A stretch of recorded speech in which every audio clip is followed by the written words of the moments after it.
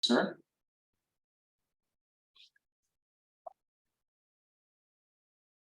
The screen's like so big, I can't even. Sorry.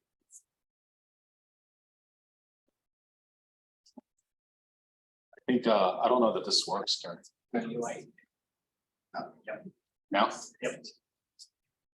So I know some of you guys are new. How many people are new to KW? Just joined us. You-ish.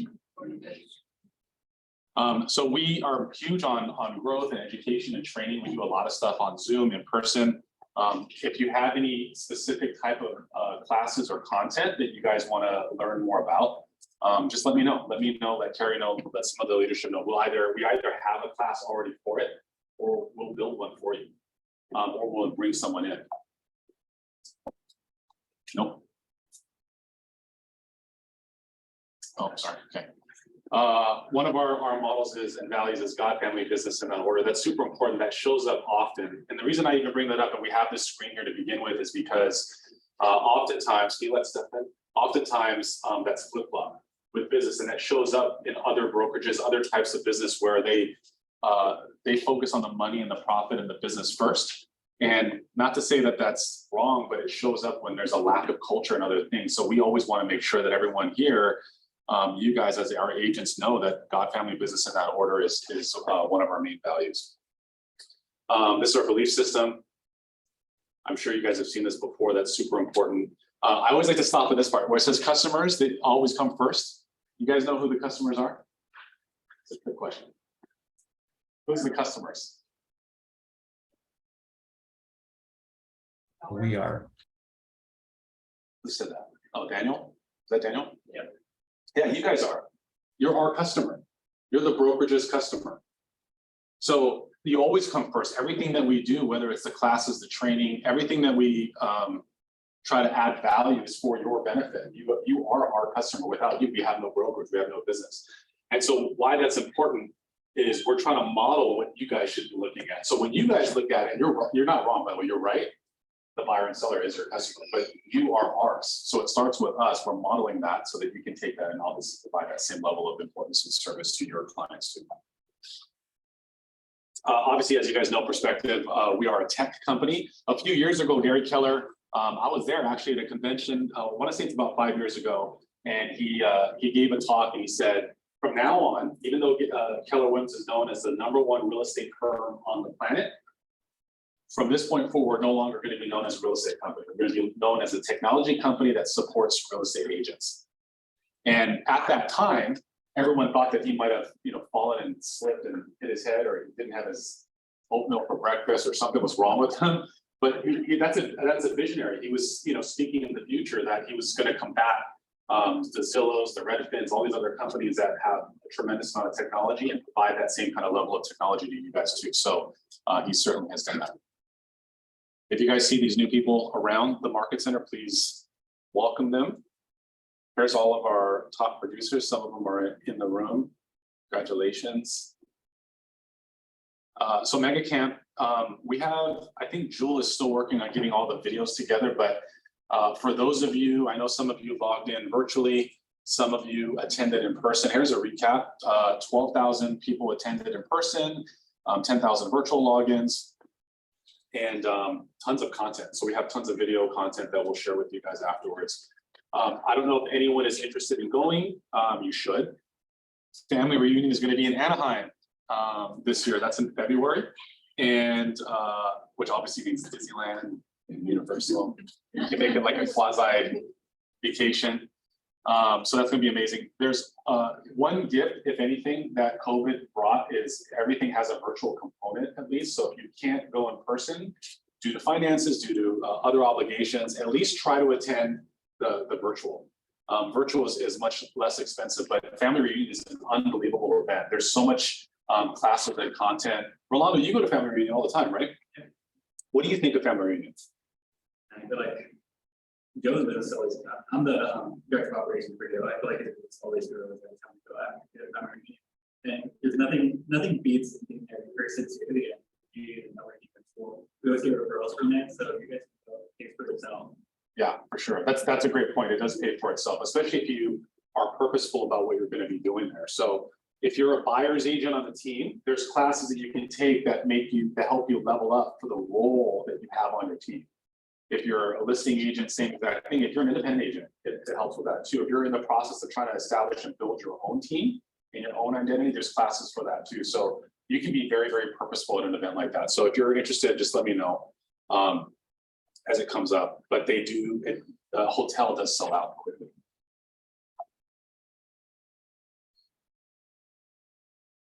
This book just came out. As you guys know, KW wrote the book on real estate, the Millionaire Real Estate Agent, Millionaire Real Estate Investor, The Shift, The One Thing, a handful of other best-selling books. Gary Keller and Jay Papasan just wrote this one, Your First Home, which is a great book. We have a stack of them in my office if you guys want to take a look at it, or if you want to purchase any for your clients. It's a great book as a giveaway if you guys ever were interested in doing first-time home buyer seminars. So you don't have to give it to every single person that attends, but you can buy a handful of them. And if there was 20 or 30 attendees, you can give away 3 or 4 books. Or so, if someone makes a consultation appointment with you, you can kind of give that away. So that's a great one to hand out to people. As you know, KW has a ton of awards. We just got another one through Forbes, America's Best Employers by State, which is awesome.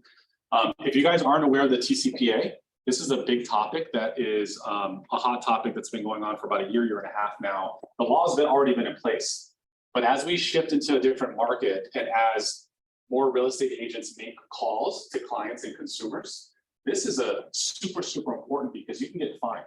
And the fines are, I think, $1,500 up to $1,500 per violation. That's not the issue. The issue that's occurring on the mainland, fortunately not here yet. The issue that's occurring on the mainland is class action lawsuits. There's a couple of $1 million plus lawsuits that are taking place against brokerages, fortunately not KW, because we're kind of always harping on this. But when you guys make calls to people, even if they, it's a tricky thing. If they call you, reach out to you, email you, that's fine. But if you're calling them, whether that means they're expired, whether that means you received the lead, what you ought to do is compare that number to the do not call registry list. We publish that list, by the way. We give it to you guys and put it on the internet once a month, but you can have access to it and still scrub that list. You should be doing that before you make a call, because if you call someone that's on that do not call list and they report you, that's where this thing starts to snowball. So that's up to you. You guys are independent contractors. Make sure that you compare that that list to who you're calling. If, by the way, you that's such an uncomfortable photo. That's too big. Let's back it up. Let's sit over here on this for a minute.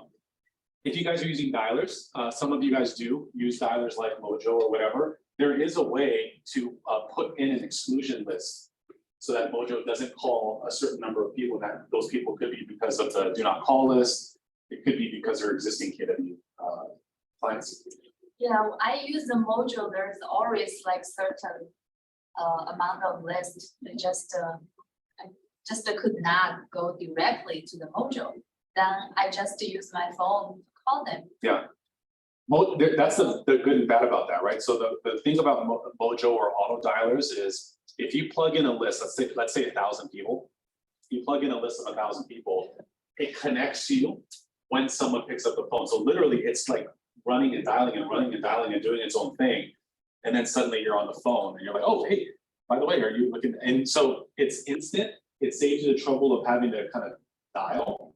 And could you be more productive in that process? The answer is yes, you could. But what you end up missing, so it's not a right or wrong thing, but what you miss on the other side is you can't scrub the list or you can't look up who you want to. And there are some people that spend too much time looking things up. Like what you don't want to do is spend 30 minutes pulling up a number and then looking, oh, okay, this is what their house looks like. And when I call them, I want to be ready to answer the question about, you don't have to, that's too much. Because now you're making like 2 calls an hour where you should be making 20 calls an hour. So there's a balance. Sorry, my question is, so there's a bunch of people that cannot go to the Mojo. So I'm not sure if they're on the do not call list. So I use my phone to call them. Yeah, don't make sure that they're. But some people Scrub it through Mojo.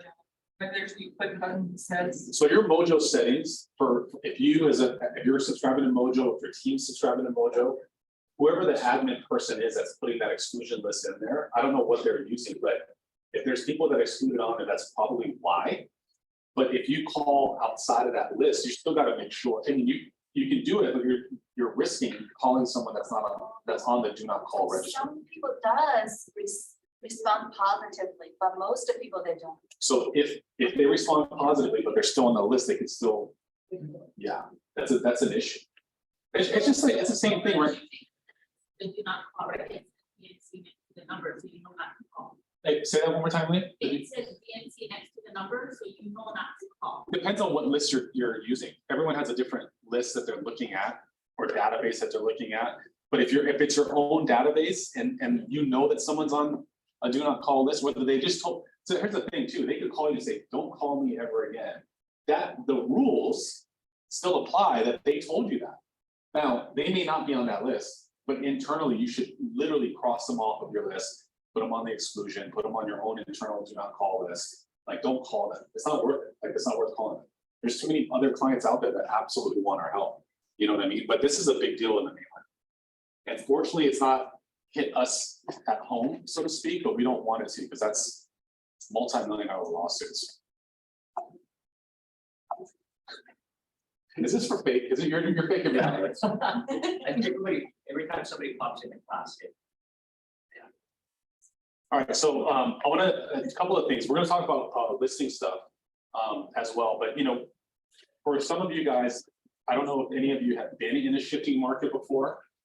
National Association of Realtors had an unbelievable stat I thought was super interesting, which was 73% of licensed agents right now in the country, 73% have not been in a shifting market yet. That's huge. So when's the last time the market shifted? It was 2009, 2010, right? The mortgage meltdown. 73% of active real estate licensees right now have not been in real estate earlier than the last shift. That means a lot of people are in for a rude awakening. And so if anyone, have you guys read the shift? Are you coming? We're closing out the shift tomorrow. So if you guys want, it's a free class tomorrow that we're teaching. But the shift, written by Gary Keller, was written in 2007 in preparation for the shifting market in 2009, talks about one of the main things that it says is the things that you do when the market is really, really good, you can't do those same exact things and expect the same results when the market changes. The demographic is different, who you're serving is different, the mindset is different. There's a lot of other nuance too, right? So who here, by show of hands, has seen the market shifting or felt it? How? Give me some signs. Like, what have you experienced that would indicate that? Homes are on the market a little bit longer and you're not getting 20 offers. Days on market increasing, Less people. less attendees at open houses. You also said the amount of offers that are coming in are a little bit less. What other things? Interest rate discussion. It's a huge one. More price drops. Yeah. Oh, Price for more that. price drops. Yep, I absolutely. feel like buyers too are taking a longer time to make their decision because they have longer time and they have more inventory available to look at. That's right. And isn't it funny? So when we get used to, I mean, think of, if for those of you who were already here with us in the introduction, if you just imagine and think of 18 months ago, when we're in the thick of a heavy seller's market, in the thick of where it wasn't uncommon if someone said, oh yeah, I sold this property 100,000 over asking and I had 20 offers, you wouldn't think that person's crazy if they said, they're like, yeah, okay, that sounds. So you don't consider that a shift, that it went, you know. No, I do. crazy? No, I do, but what I'm saying is, it's when the shift hits the fan, right?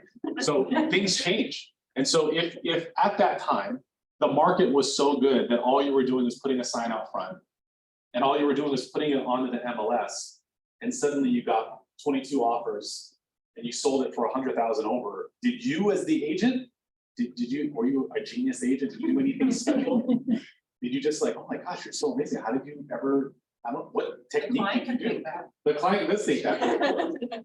But my point is in this time, in the last few years, when the market has been so good, it tricks a lot of agents to think they're so good. And what we want to do with our agents is to say, listen, you're actually now, what you're going to have to do is you're going to have to sell a home. You're actually gonna have to sell a home. Imagine that. You're gonna have to do some things to sell a home. And some of those things is preparing if you're working with the seller, and that's what we're talking about today, is with the proper expectations. And also telling them who the likely demographic is that will buy their home. Because in some cases, right, like how great would it be if you got, Amanda, if you got a new listing and that new listing was $3.5 million, $4.5 million, that'd be great. Who's the buyer for that? Let's say it's located on the east side. Who's the buyer? Side? Military? No.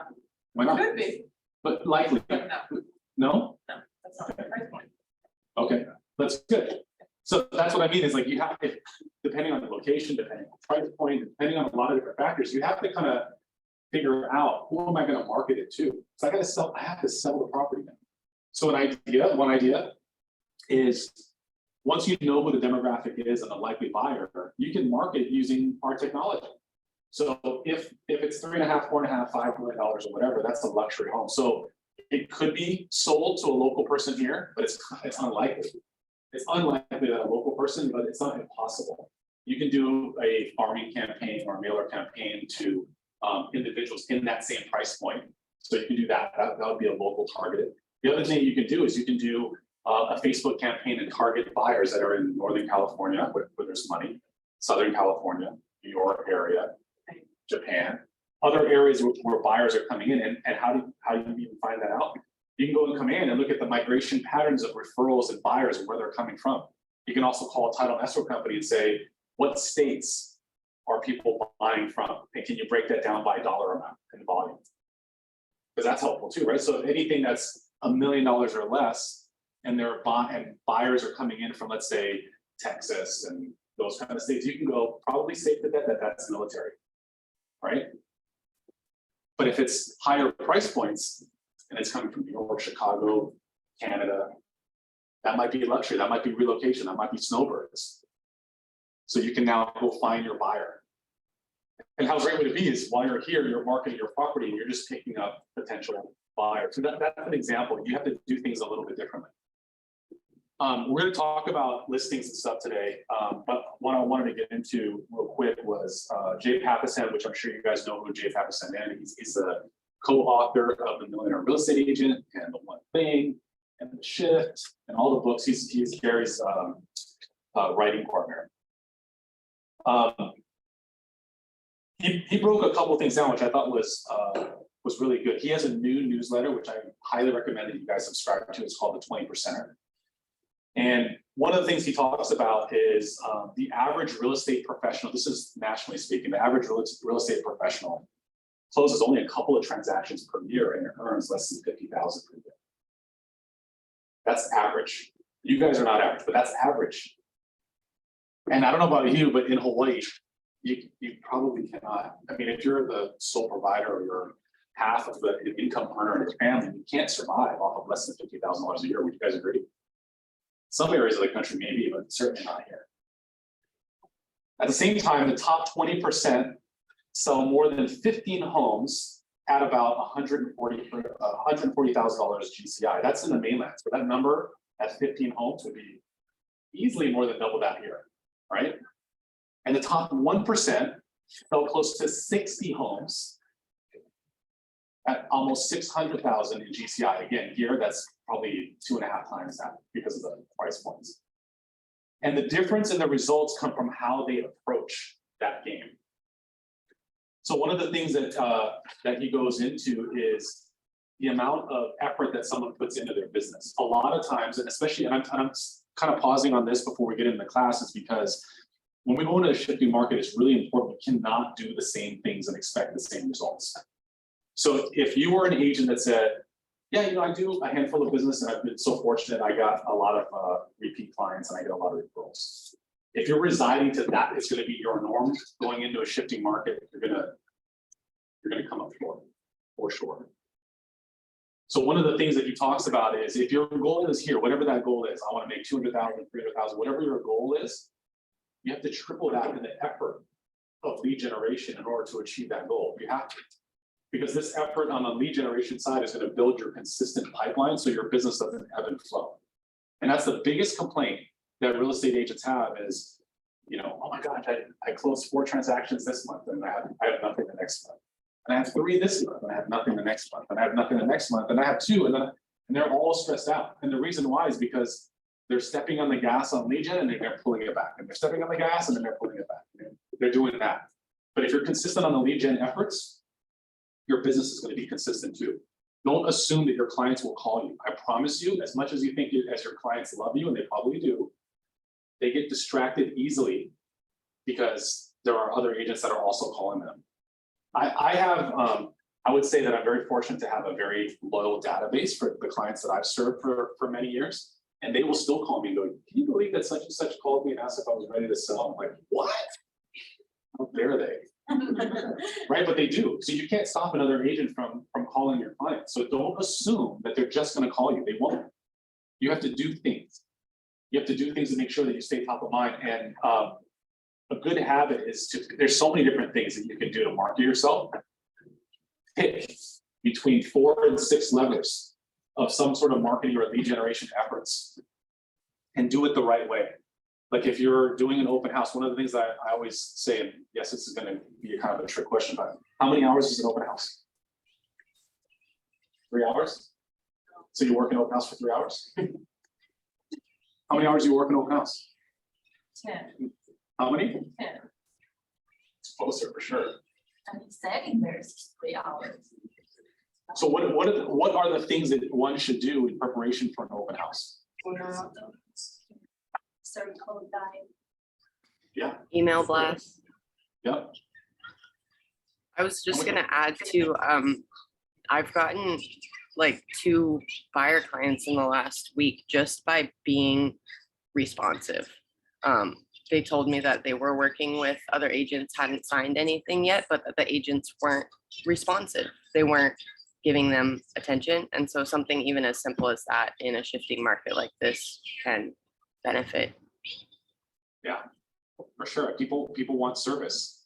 They want to be made to feel important. And here's this is the trickiest time shifting from a seller's market into a buyer's market, because the sellers don't know that the market is shifting. They still think that, oh, I'm going to easily sell my home in 2 days for 100,000 over, and I'm going to have 40 offers.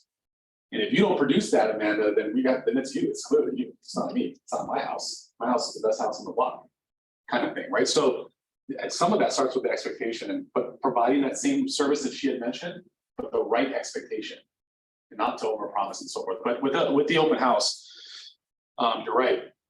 It starts a week in advance. You got to start marketing that a week in advance. You got to make it an event. So the work that comes in is the circle prospecting, the door knocking, the item of value that you might be leaving to some of the neighbors. Introduce yourself. Hey, on Sunday, this upcoming Sunday, just want to let you know that we're doing an open house. And you can kind of make it fun and build a rapport and just go, hey, if anyone parks in the driveway, let me know. I will personally make sure that, and then just give me a call. Here's my card. By the way, I'll give you a free evaluation if ever you're interested in selling. Like, you just want to build some rapport. Because at the open house, you guys ever go to an open house and you see an agent sitting behind a computer and they're not even looking at you, they're not acknowledging you, and they're kind of like, oh my God, I can't believe I'm here. If they did all the stuff in advance, their work is done, but more than likely they didn't do that. Because that's the easiest part. The 3 hours that you're sitting there is the easiest part.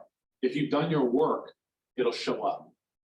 And then of course, the last thing on the Monday or the next day following open house is the follow-up. That's the biggest thing, is the follow-up part of it. So yeah, you got to pick something. You got to pick lead generation levers between 4 and 6 of them to make sure that you're hitting things. As we get into today, we're going to talk about listings and preparing a listing and so forth. Are there any things related to listings that you guys want to cover? So I want to curate a little bit to make sure that I hit the topics that you guys need or feel is important to you or anything like that. I was just curious if you were time that information on 72 sold. 72 sold is I can talk about it right now. So 72 sold. How do you know about 72 sold? Okay. Good answer. So 72 sold is a marketing platform that is geared towards sellers and getting listings. It is something that you as agents can sign up for. So it's not something that's market center driven. So you have the ability and the right to kind of raise your hand and go It's a platform. It's a platform that was like most things that are super ultra successful in real estate. It started with KW agents going, hey, there's a need for this thing. Let's build this thing. And that's what that is. So 72 Soul was kind of born out of KW and the need. And it's been around for about 4 or 5 years. It took off in the Arizona area. And so it's highly effective and super saturated in that area. What it is you pay a startup fee. I think it's like $179 or $200 or whatever. You pay a monthly fee of $72 a month to have access to a lot of their materials and advertisements and so forth. If you like it, they're kind of testing out this market because this market's brand new, it's not been used yet for that platform. And if you like it, you can sign up in January. It's going to be $1,500 per month and 25% referral fee.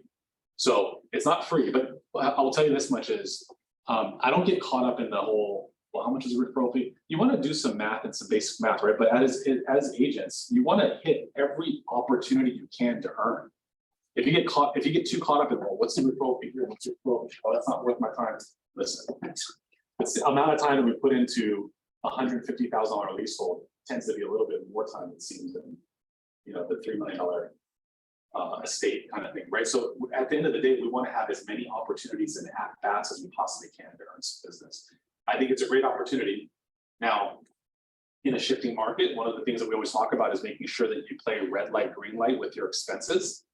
So you don't want to go, okay, I'm all in, I'm gonna buy zone leads, I'm gonna buy this, I'm gonna do 72 sold, and suddenly you have a $6,000 per month spend. Because if you do, and you have a $6,000 per month spend, and you have $20,000 in the bank to get you to the end of the year, that's not money well spent at all, right? So you have to make sure that what you're doing makes sense, and anything that you do, whether it's Zillow, whether it's 72 Sold, whether it's any other lead aggregator that you're working with, you have to have about 4 to 6 months of a runway to ensure that you know if it's going to work or not with doing the consistent things that they ask you to do, whether it's following up and being in their database, and because they all have algorithms that help you make it work successfully or not. So you got to gamify that and play by their rules. And if you only do it for a month or two and then you tap out, you just wasted money. So you kind of have to sit in it for a little bit. But it's a program that works in the mainland. I would imagine it would have some success here, but it doesn't have the branding and name recognition yet. But we're still going to launch it probably in a few months as a market center anyway. So if anyone's interested, just I'll talk to you guys about it afterwards. But that's anything is good to kind of get some more opportunities to have that. Anything else that you guys want to make sure that I touch on or discuss with regards to listings, forms, process, anything like that at all? Are you about to say something? No, I'm really listening. Oh, okay. I wasn't sure if you were swearing at me under your breath or not, Oh. which is always possible. I have something in for the agent new to the list. The agents that are new to listings. Some buyer agent, just one. Okay, yeah, we'll get into some of the basics of it too. One of the things that we're gonna actually it's available now, I just don't have the marketing paperwork for you guys yet, is something called a Keller certified home. And so what a Keller certified home is when the market shifts, we created this years ago, but there was no need for it to happen because we're in a heavy seller's market. And so everything is determined and dictated by the market and the public. What a Keller certified home is like when you go to a dealership, a car dealership, and there's like the regular used cars, and then there's the certified used cars that have an extra warranty and an 180-point inspection and all the. And if it's relatively the same price, what are you naturally going to do? You're like, I want to go over here. I know what I'm getting. There's this, all the paperwork comes with this one, and this one I have no idea where it's been. And same thing, right? So we have a rider that goes on your sign. There's certain criteria. The criteria is that you're getting an appraisal already done, docs are already put in place, the title report's already done. There's a home warranty that's provided to the buyer, and all these things are at the seller's expense. But here's the benefit of it. There's a sign that goes on top that says Keller certified home, and on the bottom it says all these things have already been done. So if you're now competing to try to sell your home, and your home has been on the market for 45 days because the market has shifted, Guess what home won't be on the market for that long? It's the one that has all these things done, because people are gonna walk in and go, wait, what's the value? What's already done? What's the whole pre-listing inspection already done? The docs and, you know, condo docs and everything else, it's already done. Everything is completely done. And it removes the need to negotiate or over negotiate for during the home inspection period, because you're also providing a home warranty. So that's done too. And then the best part is, we have a thing on the end of it that's a guarantee. So if the buyer, which is not your client because you're listing it, so if the buyer, the other side, decides that they don't like the property within 12 months, you'll list it for free. You'll list it for free. Doesn't mean that they're not going to pay another buyer's agent that commission, but you'll take on, why would you take on a listing? I would take on a listing. That's a billboard. I get to list something, to put my name on it, to get an opportunity to go find another buyer for it and have another piece of inventory in my lineup. I'll do that all day long. We're going to do that kind of stuff too. So we have that program. It's relaunching now. We used it on a handful of homes a couple of years ago prior to the pandemic, kind of making everything go haywire, and it worked tremendously. We sold in the areas that we used it, we had the highest sales at that time because of that thing. And more importantly, sellers would come over to our open house and be like, what is this? I've never heard of this before. My agent doesn't do anything like this. And I'm like, how did you brought that up? Here's my card. I'd love to chat with you. These are the things that we do that are completely different than other companies. You know, so it does work. And a buyer rep, No. And you have to be smart too. So one of you guys mentioned interest rates going up, right? We can't control that. That just is what it is. It just is what it is. And the term seller's market and buyer's market really refers to who's in charge of the negotiation. So in a seller's market like we are coming out of, 2 years ago, imagine walking in and going, can you change the light bulb next? Well, like there's a line of 15 offers that are all willing to pay above and beyond and waive inspections, waive this and waive that, right? Because they're in control of negotiation. When it should, and we're not in the buyer's market yet. There's an actual equation, a calculation to determine which one is which, but we're kind of in a neutral market. And if it goes to a buyer's market, some of the things that you guys can expect to see is seller financing, creative financing. Have you guys ever had someone call you and go, can you ask the seller if they'll take a lease option? Can you ask the seller if they'll finance it? Like those kind of things. In a seller's market, the answer is like, why would a seller ever even entertain that? Why would they do that when they have 15 offers that could come in the next few minutes? The only reason why they would entertain that is if they can't sell the property because it's overpriced, or they can't sell the property because the property is a dome-shaped property or something that would prohibit it from being financed in a conventional loan or whatever it is, right? But in a buyer's market, now things change. So now you can expect to have people call and ask if there's creative financing or lease options or what have you. What is the seller's finance? What is that? How does that work? So if buyers can't qualify, let's say for a regular type of loan, a conventional loan or whatever it is, they can go to the seller and say, would you finance me? I'll buy your home and I'll give you X amount down. Now, here's the tricky part. The tricky part is suddenly you as a real estate agent and suddenly the seller turn into being quasi mortgage officers, loan officers. And most of you aren't qualified to even have that conversation. So it becomes tricky because in your mind, you're like, well, how much? Yeah, because you want to get the sale, but you also can't jeopardize your client, the seller, and go, sure, we'll do no money down, 2%. You can't do it. I mean, it has to make sense. Now, the other caveat to that as well is that the seller has a loan already on the property. Most loans, not all, but most loans have a rider in there that says you can't do seller financing until this is paid off. Otherwise, we can call the entire loan due. So know that too. So if there's a balance on a loan and the seller tells you that, let's say a seller comes up to you and says, I owe $200,000 on my loan. It's worth $1 million. You can sell it. And I'm open to seller financing, right? If they tell you that and you're going on a listing appointment, you ought to make sure that you have them read their mortgage information, their note, to see if there's an acceleration clause or a rider that prohibits them from doing any kind of seller finance, because most prohibit it. So if it's free and clear, they don't owe anything at all, then now they become the bank.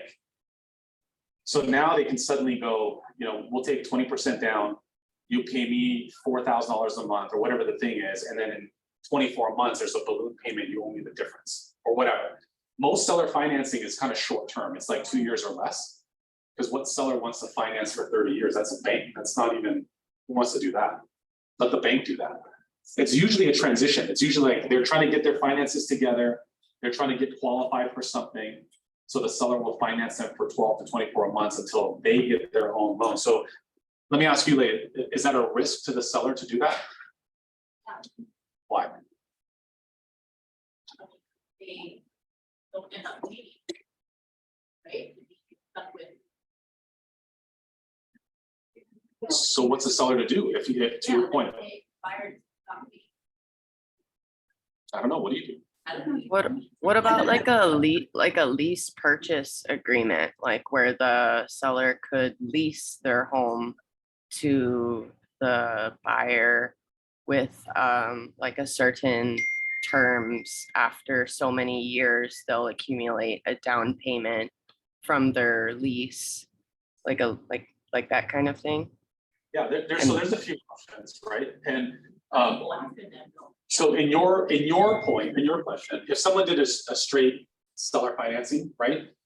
The problem is now the seller becomes the bank. So the seller now has to initiate foreclosure and has to follow foreclosure rules. It's a pain.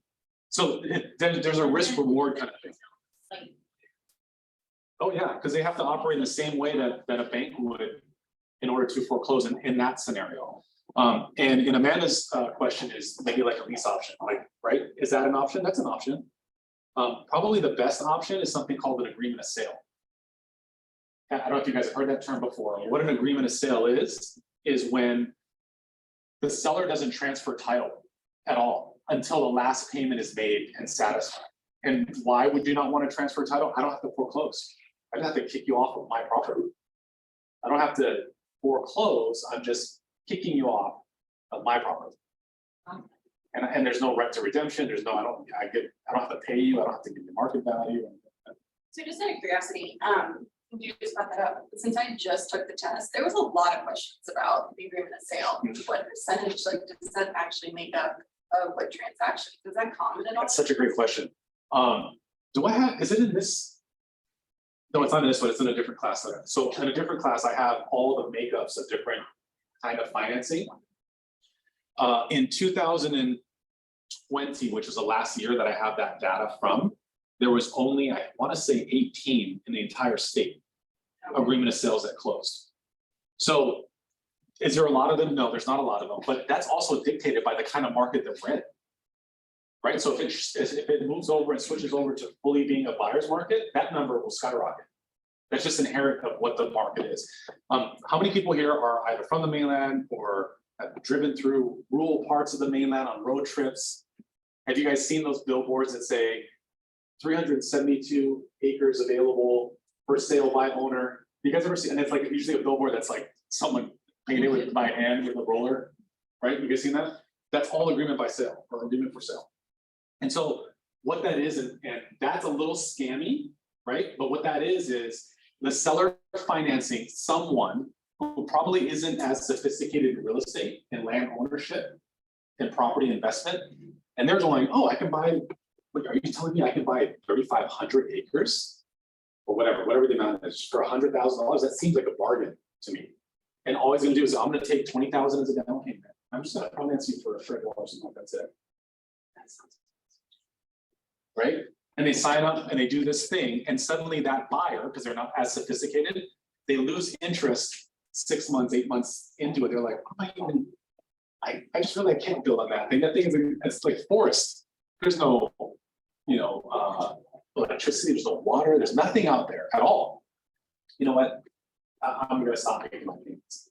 And in the agreement of sale, it says if you stop making your payments, now you forfeit your right to the property. And then that sign goes right back out again. And the next guy who drives past. They made all that money. Yeah. Yeah. Right. So it can be used for evil, but it actually is a very, very good and legitimate tool when you need to, which is when you're trying to protect the seller. So If you're representing a buyer on the flip side of that, and your buyer's like, I really need financing, I'm self-employed, or I can't qualify for a normal loan, whatever the thing is, you gotta be aware that an agreement of sale doesn't close. So how are you gonna get paid? You gotta build your commissions into the down payment. Because how else are you gonna get paid? It's tricky. But these are the things that you guys gotta know of the new things that will come up and present itself in a market like this when it shifts. Another thing too is there's some new rules that have changed on the MLS side. And I have some screenshots on it, so I'll go over some of that too, which is the amount of days that you have when you upload something and all that. Make sure you guys take notes. Anyone here took Chemo Stone's class last week? It was good, right? One of the things that Chemo says is, and I'm always scared of Chemo, like he's like the one person that scares you to death. I'm always like hiding. I feel scared. I'm always hiding in the back, and he's like, and he always calls up people in the back first, which is really funny. One of the things he always says is, you got to take notes. It's malpractice not to. Can you believe it or not? It is malpractice not to take notes in our industry, and I'm not talking about just in a setting like we're in right now with taking class, but talking to a client. If a client's telling you, hey, I'm looking for a 3-bedroom, 2-bath in this area, and you're not writing that down and taking notes and documenting their file, you are committing malpractice. It's crazy. You got to take notes. You got to create a file for people. So make sure that you do that. So here's some of the changes. If you guys want me to send it to you, I'm happy to do so. But in a nutshell, do you guys know, for those of you who do listings or have done listings before, what's the rule when you have in section 8.4 of the listing agreement, when it says there's a certain, whatever your list date is, how many days you have to put it into MLS? You said 30 days before. Is that 34 or is that 30? Oh, before. Now it's changed. There's some nuance that has changed, but this part hasn't changed. So how many days? 3. Said that. So I got one as 3. Amanda What- said that. Thank you, Amanda. Who else? What other dates? I'm not Chemo, don't scare you. It's 4 days. It says. It's that part is the same. That's what I'm saying. It says it right there. But here's where it became tricky. People were like, 4 days from what? They didn't know from what, because there's a lot of ways to look at it. There's one way to look at it is 4 days from 8.4. 8.4 is the date that you're starting to list, right? That's one way to look at it. Another way that people were looking at it was 4 days from date of execution. What's execution?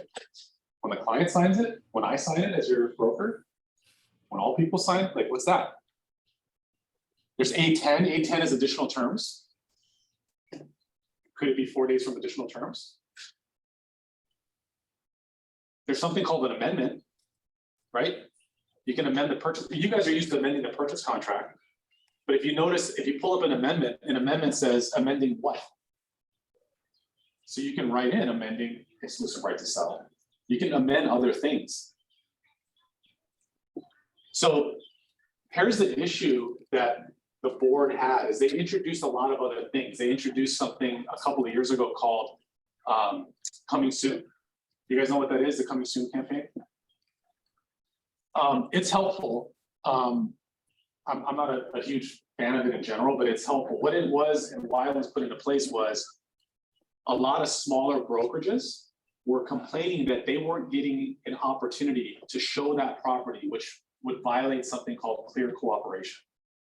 So in other words, if you as an agent, Amanda, you can't, here in this setting, you can't say, hey guys, I have this new listing coming up next week. It's at 123 Main Street. It's going to be available for $500. Bring me a listing before I go active. You can't do that because that's not clearly cooperating with brokers outside of this room that you're just announced it to. And so what was happening was, I'm sure you guys see this all the time, is on Facebook. Agents would go, hey, got a new listing, whatever the address is. And people go, oh my God, my client would love that. And they would go onto the MLS and it wouldn't even show up. And they were sending in a violation request to the board. So and at the end of the day, what they thought was all these agents are not cooperating, and therefore what they're probably doing is, what do you think that the board is afraid of? They're doing a dual agency. right? That you have the listing and you're doing what's called a pocket listing, you're not sharing it. And so I sat on this board, the Coming Soon campaign to create it. And the first question I asked was, show us the numbers. Where has the dual agency increased? Show us the numbers, how it's increased. They didn't. It didn't increase at all. That was not what was happening. It was just these agents who didn't know how to compete, get in the door and get an offer looked at or even accepted, because they don't come to classes like this. They don't know how to negotiate or whatever it is. They were complaining in droves, and it's mostly the small brokerages kept complaining and complaining. So they put all these rules in place. So Coming Soon, just want to reiterate, is you have to still have a listing agreement in order to go Coming Soon. It has to be defined in A10. A10 is the additional terms. It has to be defined in A10 as to what you plan to do with that listing. If you're going to go Coming Soon, or if you're not, if you're just going to go That's straight where you out. put it in. If you're going to go Coming Soon, you're going to say seller authorizes listing agent to do a Coming Soon campaign. And you can put for however length of time. What is the maximum amount of time that you can do Coming Soon? 30 days. Right. What happens after 30 days? You know, Has to go active. but what happens automatically if you don't, if you forget? It's go active. Because it's expired. Expired? Yeah. So you gotta be mindful of that. You have to switch it to active. You have to switch it to, or let it expire, or whatever it is. What if you ran it for 30 days and they said, oh, you know what? We're gonna redo the kitchen a little bit. Can you do another Coming Soon after that? What is the answer to that? So you pull it off. Like No. No, you can't do that. That's right, yeah. You can't. It's one time per property, per brokerage. So even if it didn't go active and you did it Coming Soon for 30 days and 6 months later, you try to do it, it still won't let you do it. Coming Soon is one time. So make sure you use it to your benefit. Who gets it? Who gets the Coming Soon? Like when it goes out on active, only agents can see it. So it's not syndicated. Right? So Zillow's not getting it. The Redfin is not getting it. Other IDX feeds aren't getting that because it's not being syndicated outside. So it's for licensed agents only. What's a good way to use the Coming Soon campaign? From a strategic perspective, you guys have a listing. What's a good way to use that to your advantage to help the client? Coming soon? Yeah. Why would you want to use that? Because you and I actually talked about it. No, because you can drive those clients to be ready for your listing. Or let you know I'm so interested in that, I want to see before you even go active. I mean, that's the way I see it, you bring more interest. So I'm hearing you say build anticipation, Yes. right? Right, What you else? can market and advertise the Coming Soon to your social medias and stuff and get people interested and asking questions before you even have an open house. Yep, that's another one. What's another one? I'm looking for a As specific an answer. agent, you can show your client that you show them something that not everybody can see. I mean, some people might find that an advantage. I don't know if everyone would, but what's another one? What was your question? What would be a strategic reason why you could use a Coming Soon campaign to benefit your strategy with the seller? How can you help that? Show 'em my interest, right? Yeah. Right? So what if you guys ever work with a seller that thinks their property is worth far more than it is? Every day. And then they're quick to tell you, oh, I changed the doorknobs and the hardware in the kitchen is upgraded. Oh, that's easily 150,000 for sure. I'm surprised I missed that. Show what's going on in the market. So what it does, right, because you're not penalized for it, it doesn't show in terms of, in the same way that reductions show, it's not posted in the history the same way when it goes active. I don't want to say it's a free for all, but you kind of get a little bit of a freebie to go fishing to see what the interest is. So let's say that you have a client that goes, hey, I think my property is easily worth $1 million. And in reality, it's really worth like 800. And you're kind of fighting back and forth. You're showing them comps and you really want the listing, but you're like, this is not where it's at. one of the things that you can do in coming soon is you can make an agreement with them and say, how about this? We'll run it in a coming soon campaign for 30 days and we can monitor and track the interest that we're getting. If we market it at $1 million in coming soon, and we have all these calls and interest and people are calling to say, can I show the property? You're absolutely right. And we both win. It's my success is tied to your success. But if we don't get a single phone call, we have to list it at a more appropriate price point because the market has spoken. And this is the way to do it incoming soon rather than in active. Because when you go active, right, at $1 million, you're like, it sits for 30 days, then you drop it 50,000 for another 30 days, and you drop it. What happens when there's been 4 price reductions in 60 or 70 days? What does the buyer say when they see that property? Wrong with the property. Yeah. Whereas you kind of get a freebie, and you can do that within 30 days. Like you'd rather do that. So you use that as a strategic thing when you're talking to them. I always like to use coming soon, because coming soon kind of gets them locked in. It gets them moving forward, but you can also play with the price a little bit and monitor that so that you don't do anything that's hugely detrimental. So to go back to this, they give some scenarios in here and I can email. So Michelle, if you put the sale price on the coming soon, and then you and the seller decided to change the price, it's still gonna show the first price you.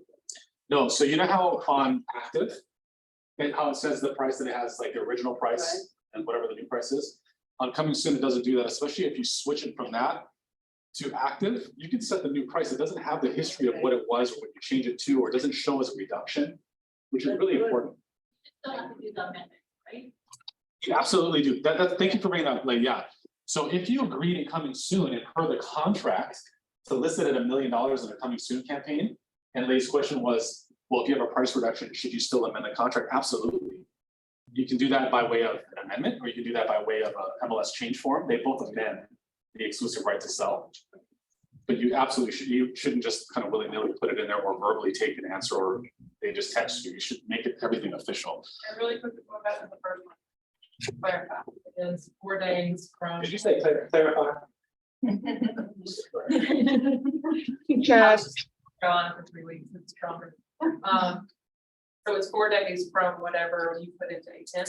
Yeah, so this is what I'm gonna talk about Okay, sorry. right now. So on A10 is where it says the listing agreement. Now, here's the important thing that I always use is I want someone bound to my services when I go out there to them. And so the confusion was the board would say, well, if you're not ready to list that property, let's say, what's the date? We're at September 13th, right? Let's say that they're not ready to list until December 1st. It's a month and a half away. What the board would have you say, this is previous to some of these changes, what the board would have you say is, put the listing agreement together that says December 1st. Well, the problem as an agent is, you're like, well, we haven't even started my services yet. So this seller expects me to do all this marketing and efforts and kind of build everything up, but they could technically fire me because we haven't even started yet. I want them bound to me from day one, right? So the way that I would do it is I put today's date on there, September 13th. Now in your mind, you're like, yeah, well, I'm not gonna have, they're not ready yet. The place is not right yet. The photos, I can't get the photos in by 3-4 days or whatever it is. That's fine. That's absolutely fine. But I would put the listing date as being today's date, today and a year out, right? They can cancel within 6 months, 9 months, whatever the thing is, like your strategy is. And then in A10, which is additional terms, seller authorizes delayed entry into MLS. By the way, I have all this in the template. If you guys just go in the template and zip forms, it's magically there. I did it for you. But in there, it says something to the effect of they allow delayed MLS entry and seller shall notify listing agent when to go active. When seller notifies me, what I'm talking about is by way of an amendment. They said, hey, I'm ready to list it. Oh, awesome. It's not yet December 1st, it's November 20th. You're ready now? Okay, awesome. No problem at all. I get that thing ready. I send it over and they sign it. The new listing date shall be X, whatever X is. That's your active date. So you have to put it into MLS within 4 days of that date. That supersedes the date that's on A4. Wait. The whole thing? So can you clarify? Oh, did I get too far back? A4 is the list date. Right. Now, if you know what that is, because some people do, they're like, I'm gonna list it on December 1st, and it's fine, and that's the date I'm aiming for, that's okay. It's gotta be within 4 days. Yeah, but your active date is, you gotta put it into the MLS within 4 days, but your active date is December 1st in that example. Because it says it on the contract.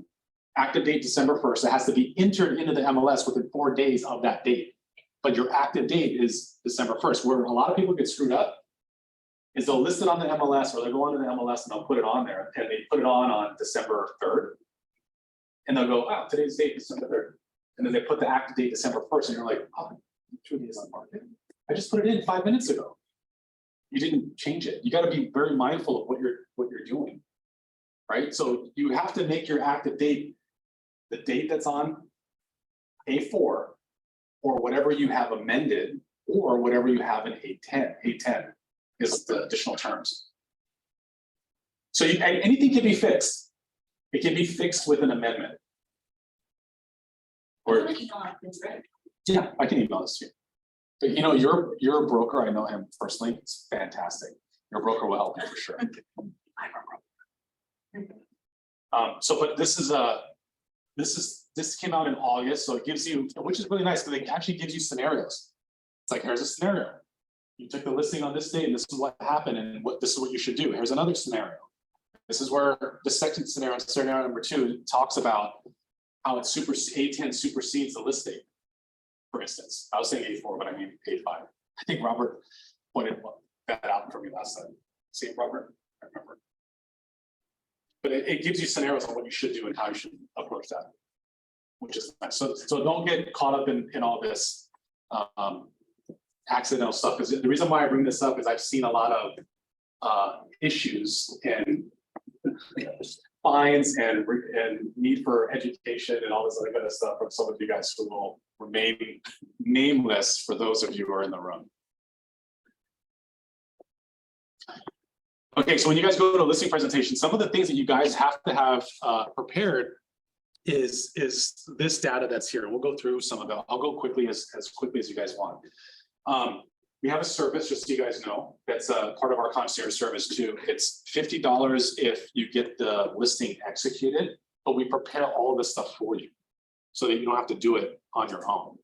I want you to know how to do it. And if you want the concierge team to prepare all this stuff, let's say that you get a seller and the seller says, hey, come over, Vardeep, next Friday for your listing presentation for me.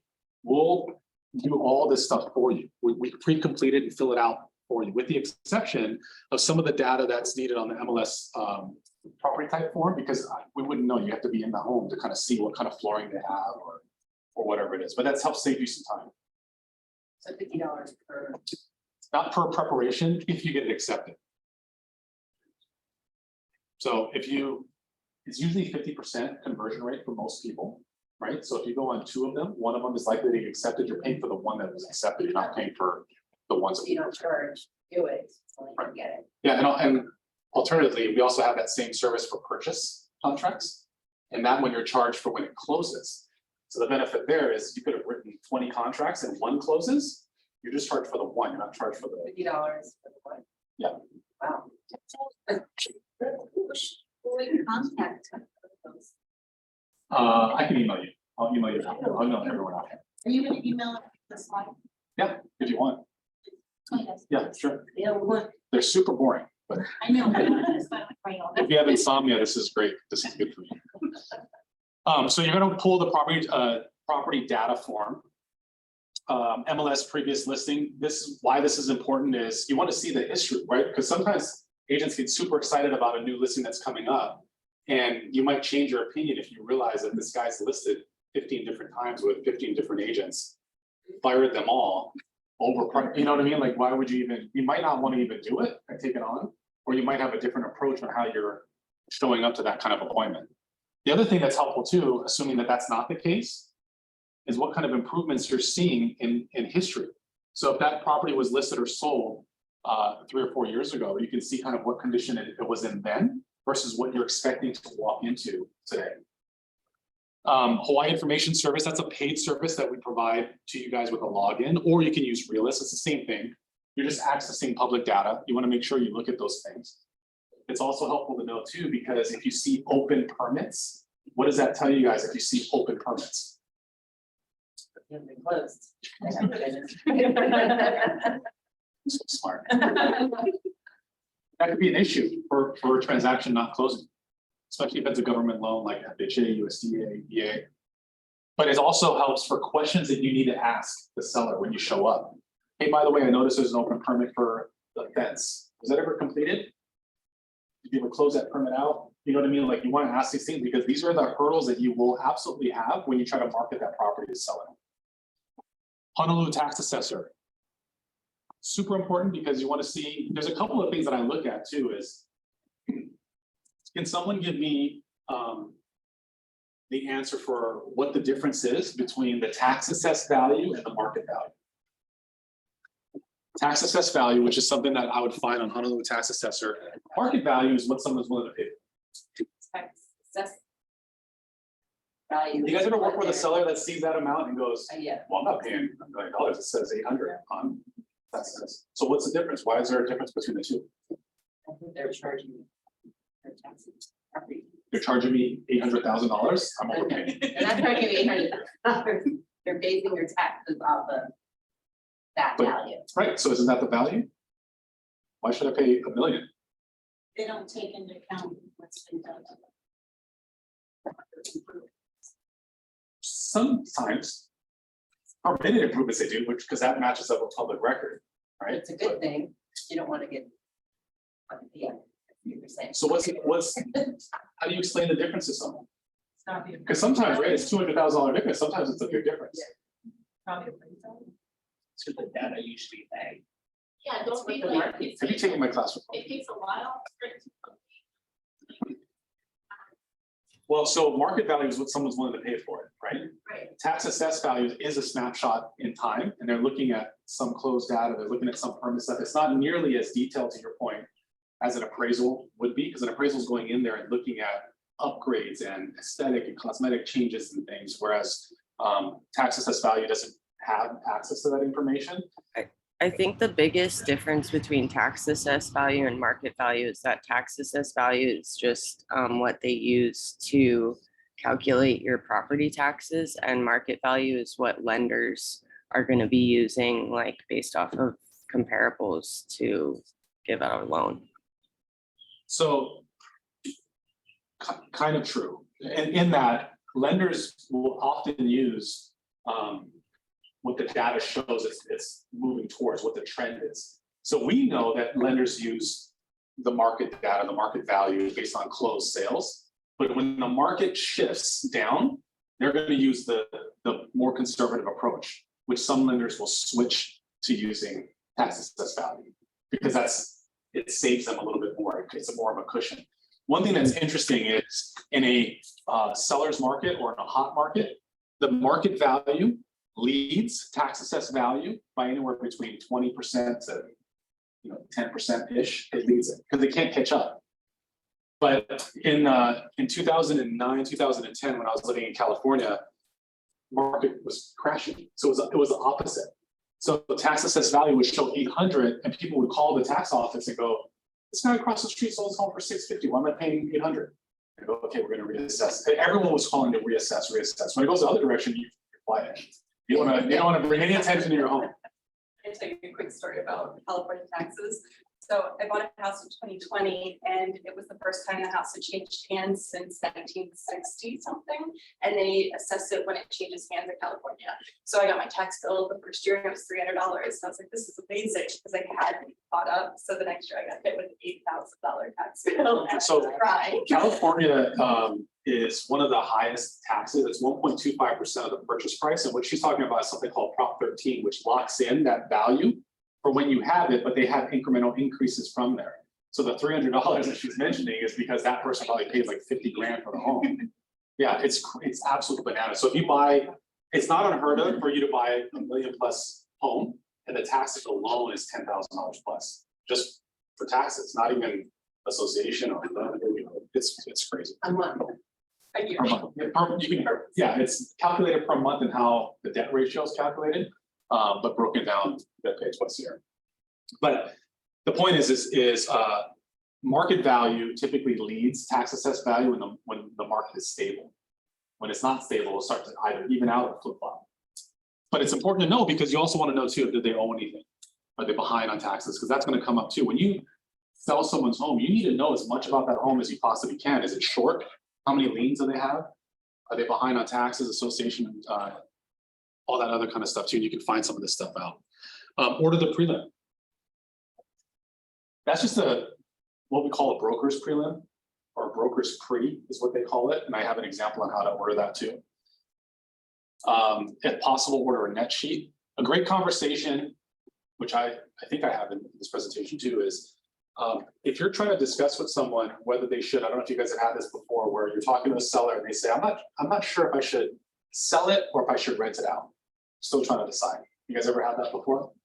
One easy way to approach that is put together a net sheet with HARPTA built into it. HARPTA is the tax that you'd have to pay if you're not a resident. So if they are in fact PCSing out, or if they're moving off island or whatever that is, you can show them the difference of what they would likely be paying today if they were considered to be an investor versus if they just sold it as an owner occupant now. There's a substantial difference. Usually that clears that issue up right away. So do I have to pay them for order those premium and sheets? Nope. So they just help you. You can if you want, they accept tips, I'm sure, but all those things are Instead complicated. of order. Yeah, no, request it, because they gotta put it together. It costs them time, effort, and resources, but if you use one of the companies that you guys typically use, First American Title, First Hawaii Title, whatever it is, they'll do all those things for free. The listing presentation, we'll go over some of those things, and those things are kind of the fluff, right? The marketing stuff, your testimonials of your clients who love you, and then the comps. So one of the things that I have here is the pre-listing packet. I'm a huge fan of sending that out. It's not giving away your secret sauce. It's not the comps. It's not the contracts. It can be anywhere from 2 to 3 pages, as long as 5, 6 pages. Here's the benefit. Vardit has an appointment next Friday that she got. Someone recommended that this person use her. She's not met them. She's called, got the appointment, secured the appointment, talked about some brief information, said, you know what, I'm going to see you next Friday. If she doesn't send out a pre-listing packet and she has no relationship with that seller, what could happen? That seller went and got their hair done and someone said, oh, you got to use my brother, the city best. You got to use my brother, or you got to use this person. And suddenly she calls a confirmed appointment on Thursday for the day next day, and they go, oh, you know, we've already made our decision. Thanks so much. That does happen. If you send a pre-listing packet out, though, it kind of gets your foot in the door. It shows that you're professional. You're doing something different. You're doing something that most agents don't do, and it's a very nice marketing piece, right? So you know that concierge service thing that I told you about. We send that out for you as well. But if you're not using that, do it on your own. Create it on your own. Print it out full color, send it out to them. Thanks so much. I can't wait to see you next Friday. And if they were introduced to another agent, at least they're going to give you an opportunity because they feel bad. You already sent some of your packet, your information over. Make sure that you have all the people that are on title. Make sure you look on the prelim, on public record. Is it an LLC? Is it a trust?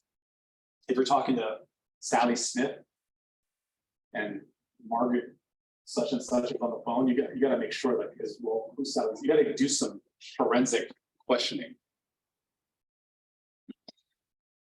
Okay, so here's how you pull the property information on the MLS. As you can see there, you would just go to sold, you take out the 180 days, which is typically defaulted. You can search the property itself. So I put the address, the numerical and street name. And then that's what pops up. It'll show I think the history goes back 12 years or 15 years. It's long enough where it's helpful enough for you. And then you can see all the iterations of the sale of, all 3 of them are sales. So you can see the condition and upgrades and so forth of each one. Then you go to the real list, which is available there. It doesn't cost you anything if you use it through your dashboard. It pulls that up just like that. And so why is this important? Well, here's all the data that it provides you. It's super helpful. A lot of agents don't even know where to find it or what that stuff even means or why should it matter. It absolutely does matter. So you can find owner information, you can find flood zone information, TMK, legal description, All the stuff, building permit stuff, some of it will show up, not all. If you need a building permit package, you got to order that through the escrow process, but a lot of it is available here. Features, it even gives you links to tax records. So if you start over here and then you click on that link, boom, you don't even need to go to the tax assessor's office. It just pops in and has that information readily available for you. Has access to the plat map there, which you can see. And I print this up when I go to a listing presentation because believe it or not, most agents don't. And you didn't do anything. You just use public data to pull it up, but they feel like, well, they put a lot of work and effort into finding my property, doing some research, being prepared, which is what you want to do.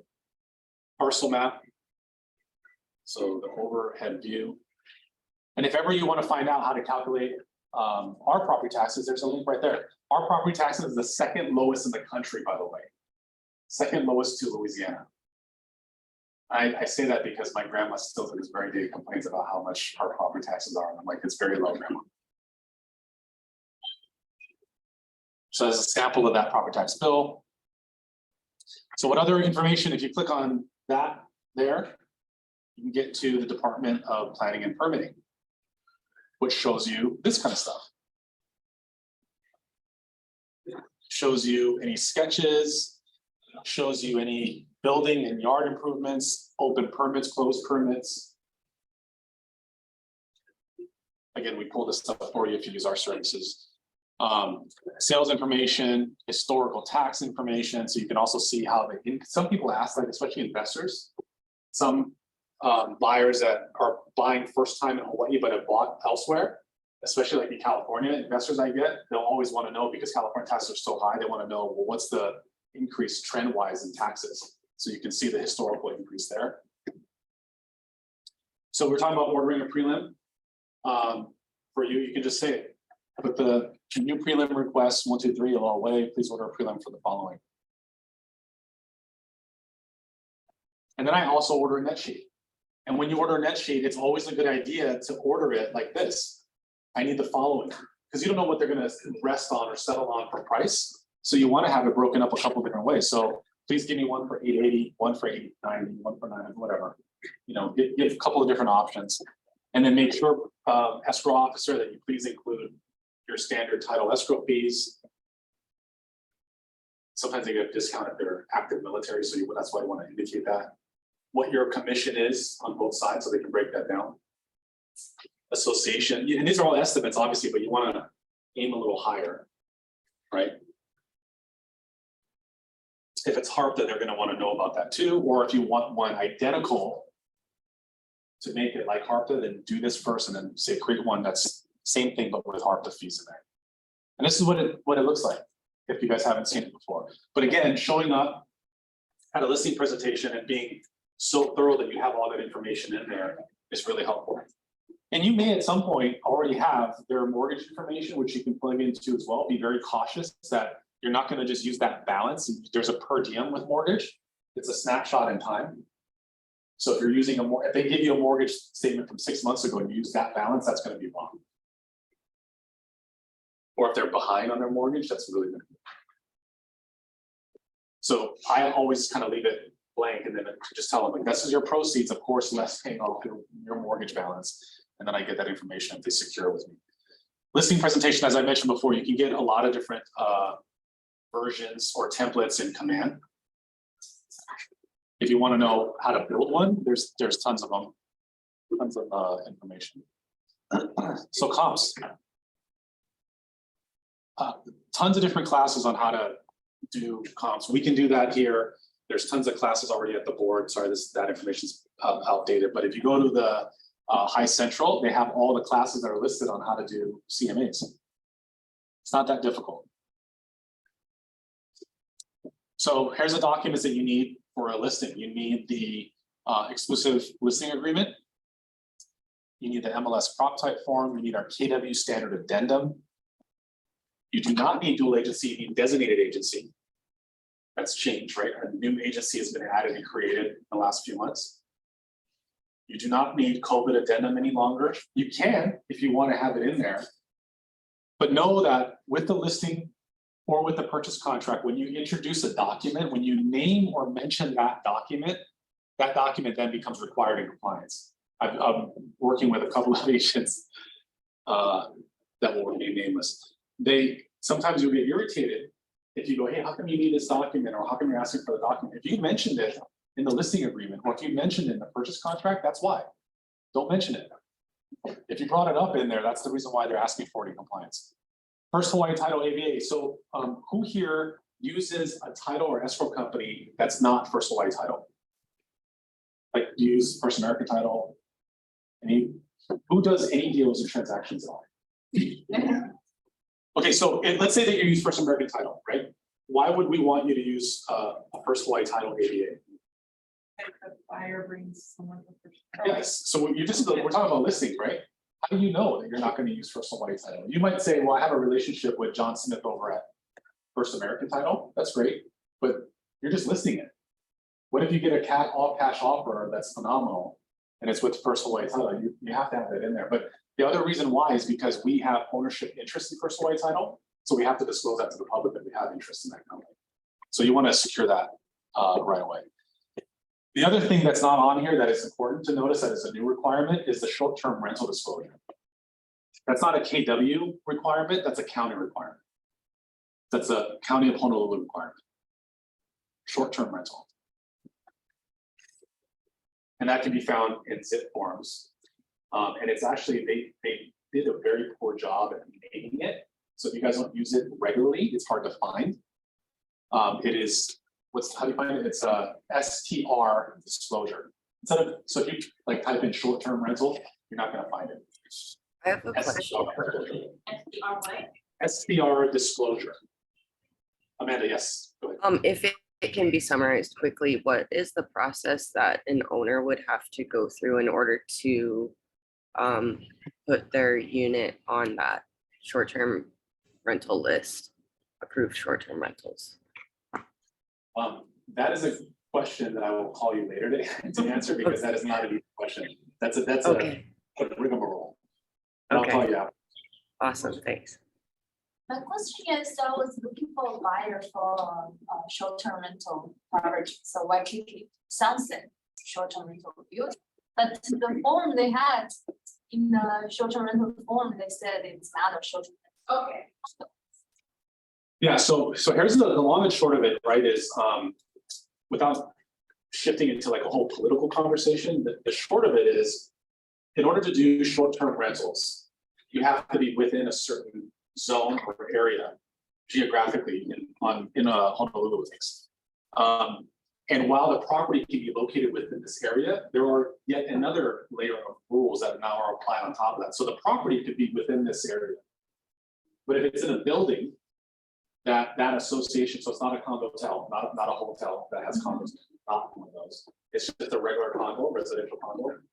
And it falls within that zone, but that association says, no, we don't allow for that. You can't do it. You absolutely cannot do it. So even though the county allows for it, the association does not, because the association probably doesn't want people coming in. And kind of the perception is that could potentially ruin the marketability and value, especially if it's higher end, or maybe they don't have the security to have people coming in and out, or whatever the thing is, right? So the association rules, CCNRs and so forth would supersede that of the county in that example. So if you have someone that is interested specifically in short-term rentals, the easiest, the best way for them to find something is look for a condotel. Because the condotels are already built for that. They're already in the resort. It's in a hotel. It's already equipped and built for that entire process. Are there ones that you can find short-term rental approved that are residential condos? Yes. That's the easiest one, is just do a search for condotels, which is a keyword search on the MLS as well.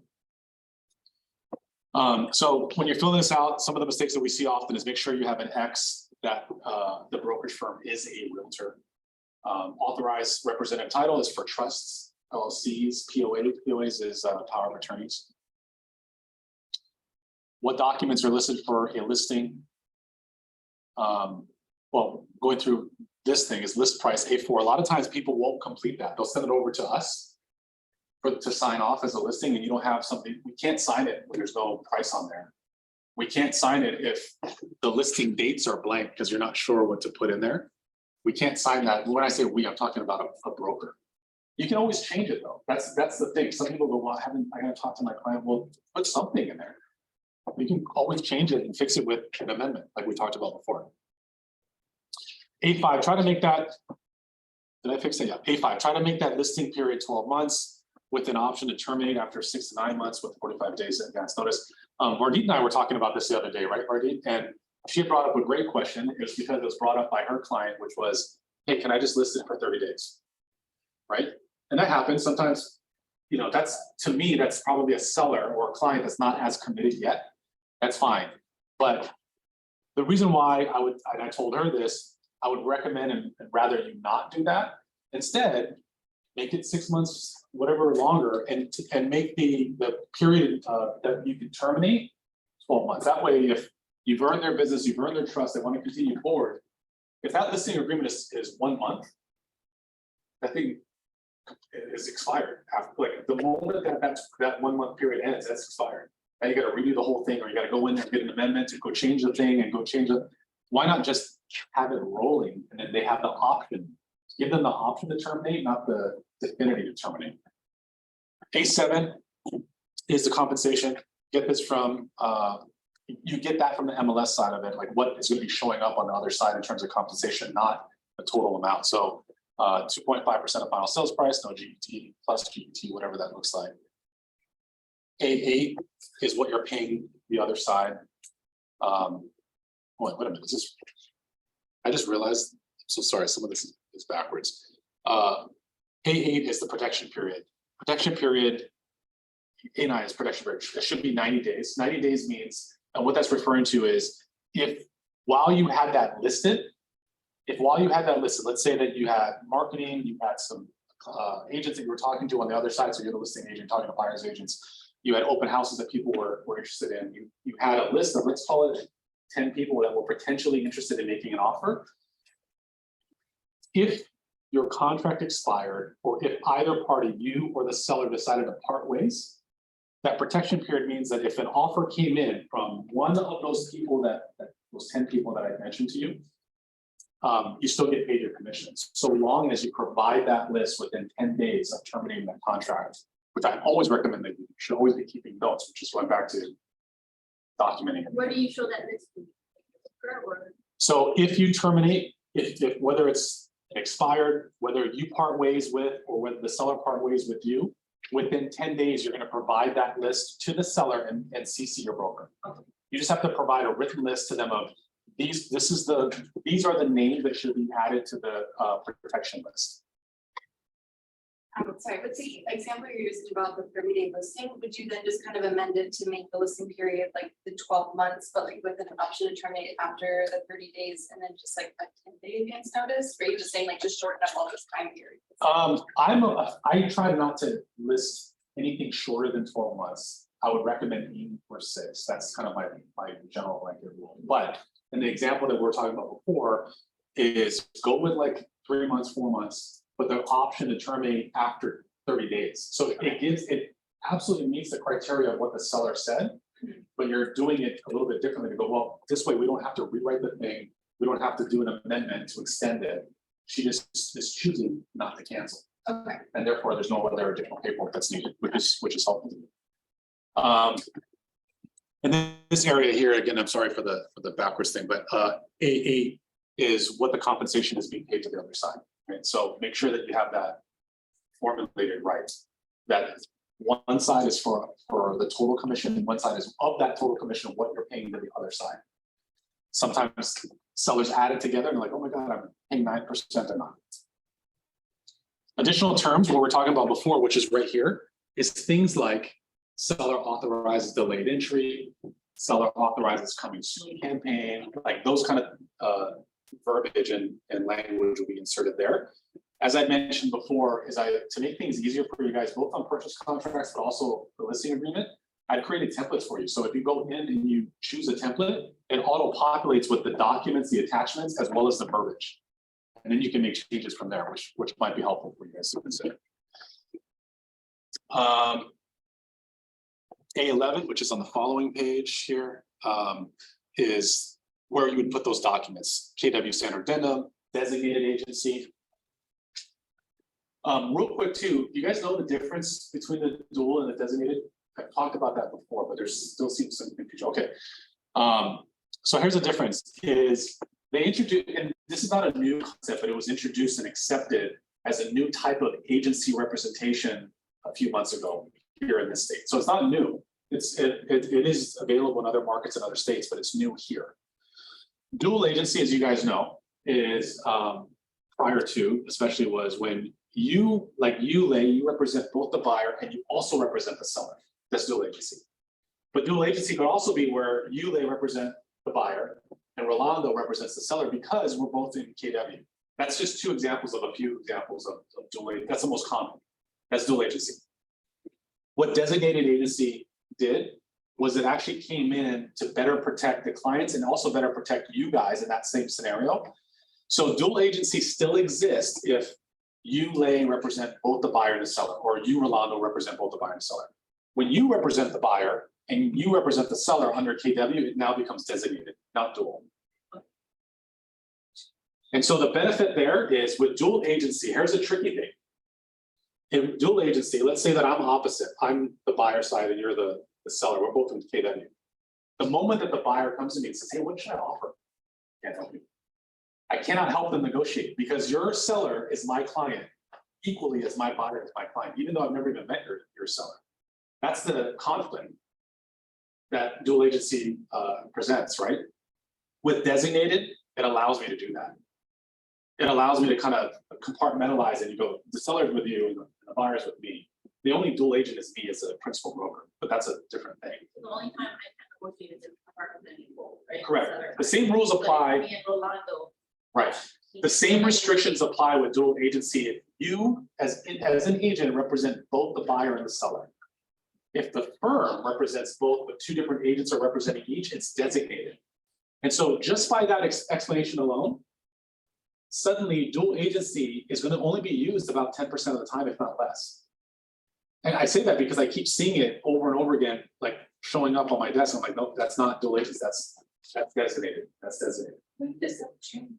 When did it change? I want to say within 10 months ago, 12 months ago, something like that, relatively new. The idea was coming down the pipe for the last couple of years. Wait, so only the big can offer advice for designated agency? What do you mean advice? Like, I mean, so like, what you're saying is, if one party is representing two, both sides, like how can we, I'm just trying to, Are you talking about, for instance, if you personally were representing both the buyer and seller, yes, then you are still a dual agent. The same restrictions apply, right? So in that example, if the buyer said to you, what should I make an offer on for your listing?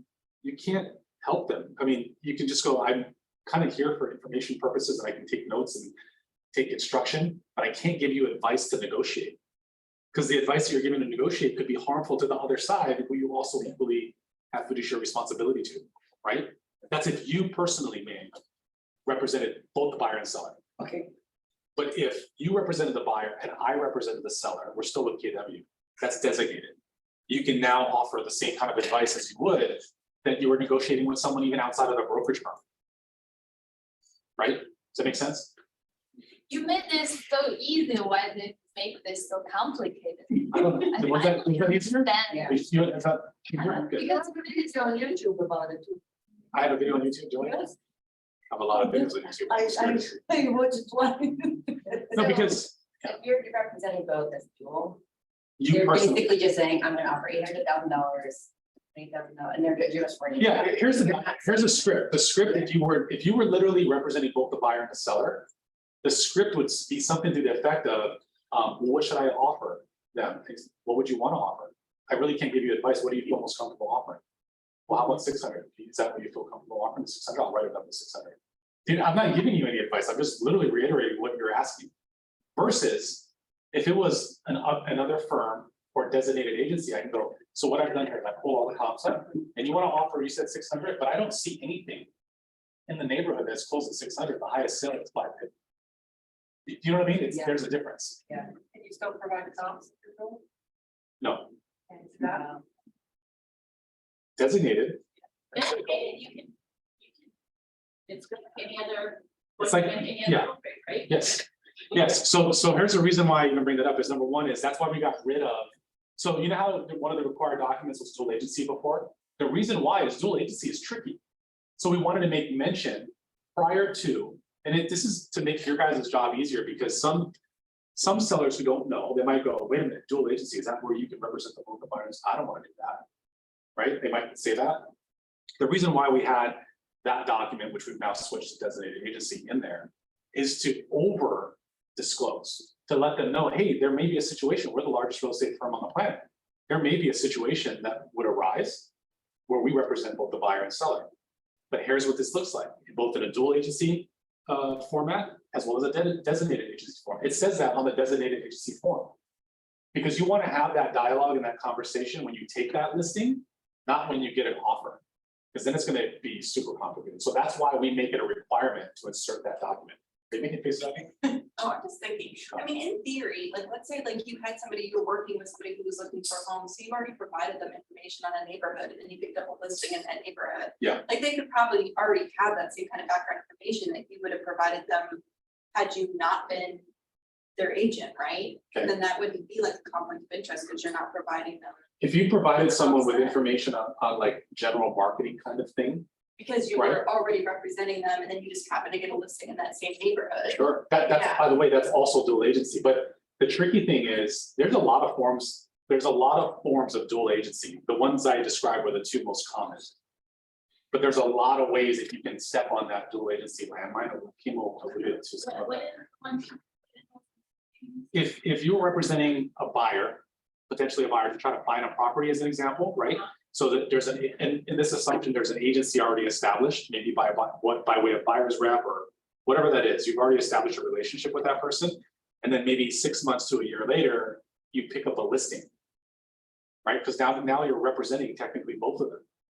So could you do that? The answer is yes, you could. You just you're walking a fine line. So you have to decide. There are some agents that are with us that say, I will never do a dual agency. I'm picking one or the other.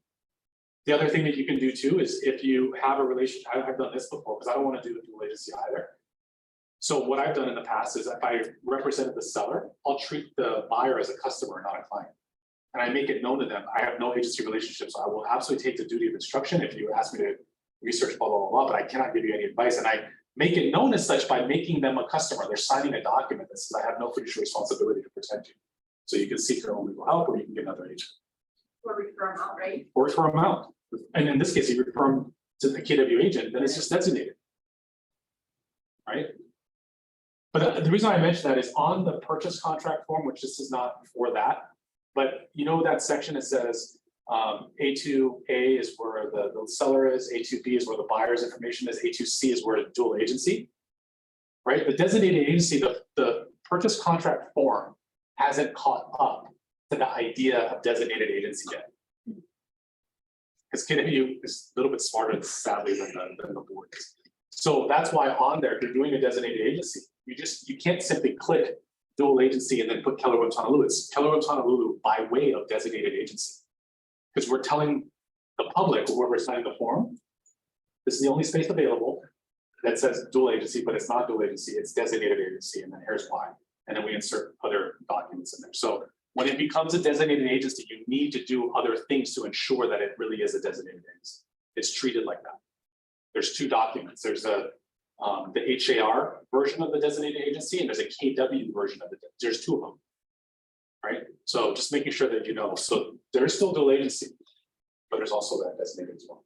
I have an interesting question is, when a dual agency agent can, that agent just let the buyer and the seller negotiate themselves? That is the worst idea. That is a recipe for two clients to fist fight. That's, in fact, I never want my client alone. I don't even want them in the same room if at all possible, but I certainly don't want to leave them alone to be able to communicate. And in fact, I handle that by setting the proper expectations. I say, I'm here for your protection. Some of the things that you say, even casually or inadvertently, may come back to bite you. I would rather you communicate directly with me and let me communicate with them. So I set that up in the beginning, whether they're buyer or seller. So if they run into each other at like the home inspection or whatever the thing is, they already, my clients know, they're trained already not to even say anything to the other side, right? But I have seen so many situations occur where problems come up because they communicated, and outside of the agency even knowing. And at closing or a day before closing, they're like, no, what happened was we agreed that we're gonna get the jet skis and he was gonna take the fence down. We're like, what? Like, where did that come from? And they already had a conversation and they didn't let anyone else know about it. Now it's a problem. You know what I mean? So, and some things that they might agree to might seem like, oh, that's fine. Yeah, after closing, we'll do this for you. And I'm like, that's either a violation or you can't do that because of RESPA rules, or you can't do that because that's gonna void your mortgage. Like, they don't know. They're not doing it, you know, to cause a problem. They don't know, but it could literally cause a problem. Or they could say, okay, we're just gonna do sell by owner. Yeah, that's a whole nother issue. Yeah, you don't want that at all. So this one is the prop type form. I'll fly through this. Everything in bold is required. So make sure that you don't skip the things that are in bold on that form. This is on zip forms, and I'm sure you guys know what this is.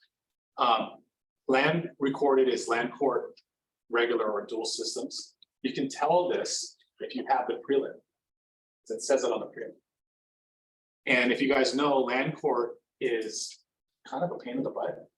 So if you have any kind of typo or misspelling or the format is a little funky, they'll reject it and it could delay closing. Land court is relatively caught up now, but during COVID, it was really, really behind. So if you know that, like, I'll give you a for instance, let's say that title shows husband and wife, but husband passed away. And it's in land court, you should take that information prior to going live on the MLS. Talk to your escrow officer to get it fixed in land court now. Because if you don't, and you wait till you get an offer in and you go through the normal escrow process, what if you have a 30-day closing and they're running like 3 weeks behind? You're not going to even get that information until halfway through. You're going to delay, right? And if you're on the sell side and you cause that delay, that's your fault. And of course, what will happen? The buyer's going to go, well, you got to pay for my lock extension now, or they'll cancel altogether. So some of these things you can get ahead of if you just look at the right thing. Listing is always exclusive right, not exclusive agency. You guys know the difference between the two? I don't even know anyone who does exclusive agency, but do you guys know the difference between exclusive rights and exclusive agency? Exclusive agent, other agents, property as well. Yeah. Yeah. So the seller will pay whoever sells the property versus whoever has the exclusive right to sell that property, which is obviously you don't want to do that. This form come in the package of the $50 as well, that they do it, or we. Yeah, what we complete for you is everything that's on here, with the exception of things like cosmetic stuff in the property, like what the flooring is, because how would we know that, right? But anything on here is public data. So we're filling in all the public information for you to make it easier for you. Compensation, that's not your compensation to the brokerage, it's the compensation that you're paying to the other agent. Dual variable is a disclosure to the cooperating broker. You guys ever have a listing where the seller might tell you, hey, if you find a buyer, I don't want to pay you 6%. If you find the buyer, I'll pay you 5%. You know what I'm talking about? Because you're the one that's facilitating both sides in the dual agency, right? That's where that would show up. If you made that agreement that if I bring a buyer, I'm not going to charge you 6%, I'm going to charge you a total of 5%. That's what that means, dual variable. Because what you're doing is you're disclosing to the other agents that I have an advantage that you don't. I can give him or her a better commission, a better deal as a result of bringing the buyer myself. So it's a matter of disclosure. Subject to is if the compensation needs to go through some other approval, lender approval, court approval, bankruptcy, so forth. Comp method is only used if you selected yes on a dual variable. Foreclosure, advertisement date, that whole section is pretty self-explanatory. If it's not, then you don't need to fill that in. Show internet is if the listing will be shown online. For maximum exposure, you want to put yes, unless the seller is concerned about privacy. But if they're selling their home, they need to, it's better for them to have as much exposure as possible. This one's important, show internet address. is if the address of the listing will be shown online, and for maximum exposure, that should be yes as well. So for services like Zillow, Redfin, all those other things, it would show Eva Beach, and that's it. Like, that's not enough information to gather interest, right? So you want to have that address on there if at all possible. Lockbox is obviously if the lockbox in the property, we have a lockbox service, that's still going on. So guys, you know how I was stupid and I paid, I think $120 per lockbox, of which I don't know how many lockboxes I have, 20 something. You don't have to do that anymore. Sentry lockboxes you can use for free, right? You want to tell them real quick what that is and what that looks like? Yeah, when you get to entering that information on the MLS, there's a little drop down that says lockbox, yes, no, right? Previously it was, did you have one on the property? And then now it says request one. Right, so High Central gets that request, they send you an email and they send me an email. We have an inventory about. And it's the crappy ones, right, from Home Depot that. Oh, it's totally horrible, Bluetooth, Sentry lock, It's the most secure lockbox that you guys can get, right? It's the same one you would otherwise purchase for $120. It's free. So you use it when you have a listing and then you return it when the listing is sold. Right? people are taking advantage of it. So do yourself a favor, use that. GE paid by a seller, that's self-explanatory. Listing service is always full service. We're a full service brokerage. So make sure that's on there. Lockbox serial number, I think he helps you with some of that stuff once you have that Sentry lockbox. So on here, I would say yes. This is one of the questions that pops up. I would say yes to the first two, and I would say no for the other two. No allowed comments, no automated value method. Why do you think that would be?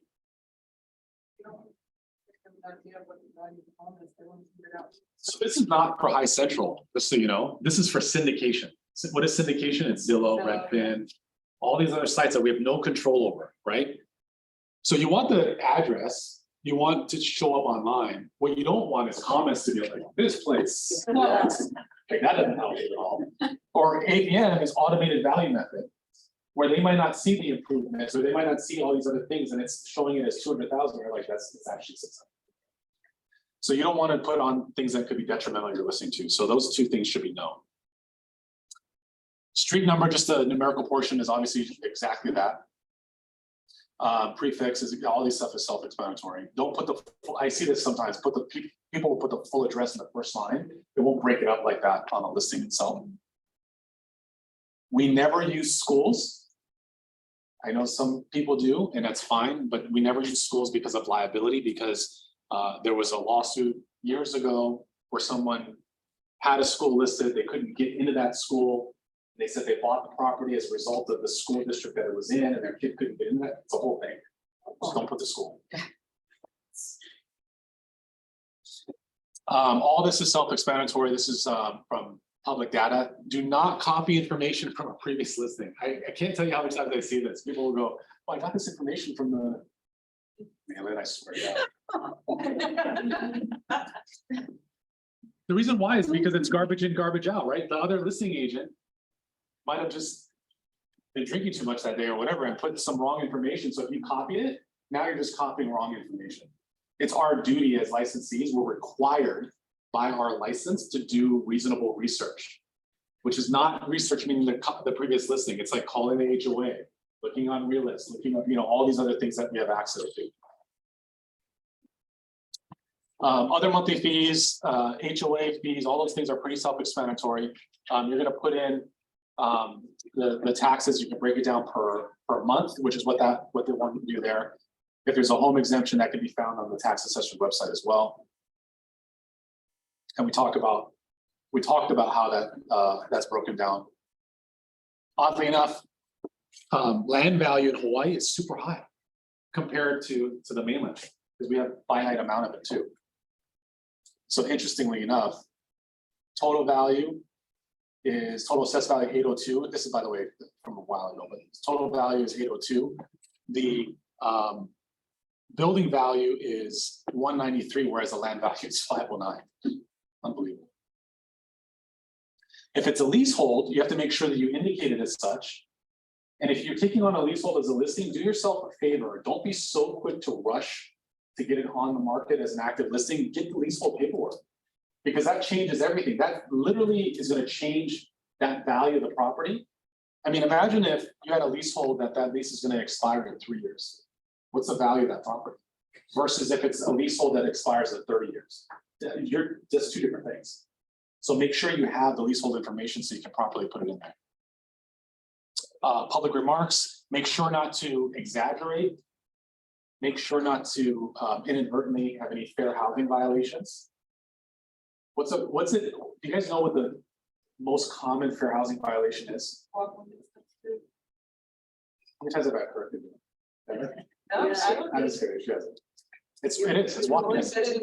Because it sounds very innocent and no big deal, but hey, walking distance to the beach or close walk to whatever, you can't say that. You say close proximity, easy access location or whatever the thing is, but you gotta be careful what you put in. That's for public remarks. Agent remarks is only seen by agents, licensees, appraisers, and so forth. Oh, by the way, one area that I see often on public remarks is people will put their own agent information. They'll go, hey, call me, Chad Shimabukuro, my number is blah, blah, blah, blah, you can email me. It's the reason why they don't want that is that's syndicated to Zillow and Redfin and whatever, so that's a violation because you're promoting yourself. It can't be on there. On here, you can put things like instructions. Big dog, don't bother the tenant, 48 hour, 72 hour request. What's that? Use as calls. Sure. Yep. Use showing time or whatever can be on there. Email your offers to such and such. This is self-explanatory, which is subject. You can put things like subject to replacement properties, foreclosure, none is more than likely the case. Terms acceptable will be here. Make sure that when you put terms acceptable, that if you're putting FHA or VA, if it's a building, like an association, make sure the building is even approved for VA. A lot of times I see people put VA and they're like, yeah, I think so. Looks like a soldier would like to live in. Like you should pull it up to make sure that that building is even qualified to be VA. Where can you find that? You can do a, I don't remember the exact website, but if you put VA approved condos, the first thing that pops up is a government website. And you can search that. Yeah, you can also ask a lender. So if the listing agent missed this part, they did not do your research, then the lender can always find out. The lender can always find out, but here's the issue. What you don't want is if you're the list, this is assuming that you're the listing agent. What you don't want is to assume that it's VA approved, right? Put it as VA approved, have an offer come in as VA for the lender to go, hey, this is not VA approved. For you now to have to go from in escrow showing to now active, now days on market is like 50, 60 days. For the next person to go, hey, why did I follow escrow? And it all could have been avoided by just doing the research on the front end to go, it's not VA approved. Now, we have a partnership with Pac Rim, which you guys use often. Pac Rim Mortgage is really, really good. They've gotten buildings approved for me, VA approved when it wasn't approved. They've done that many times for me. And it's also very important to work with a good loan officer. So even if you're on the list side, I'll call her and I'll go, hey, can you tell me if this is approved or not? And if it's not approved, can you get it approved if we need it to be? Because then that changes your marketing and we can market it too. So those things are really important to know. Good question. FHA and USDA, that's based on the person, not the property. No, they still have to be approved by the, so VA has a strictest rules. Right. FHA usually follows VA rules. So if something is VA approved, not 100%, but 90%, that FHA will also follow suit with that and approve that as well. USDA follows the same rules as the other government loans with the exception of, it also has to be in the geographical area for USDA. That's pretty much just like west side, right? Here.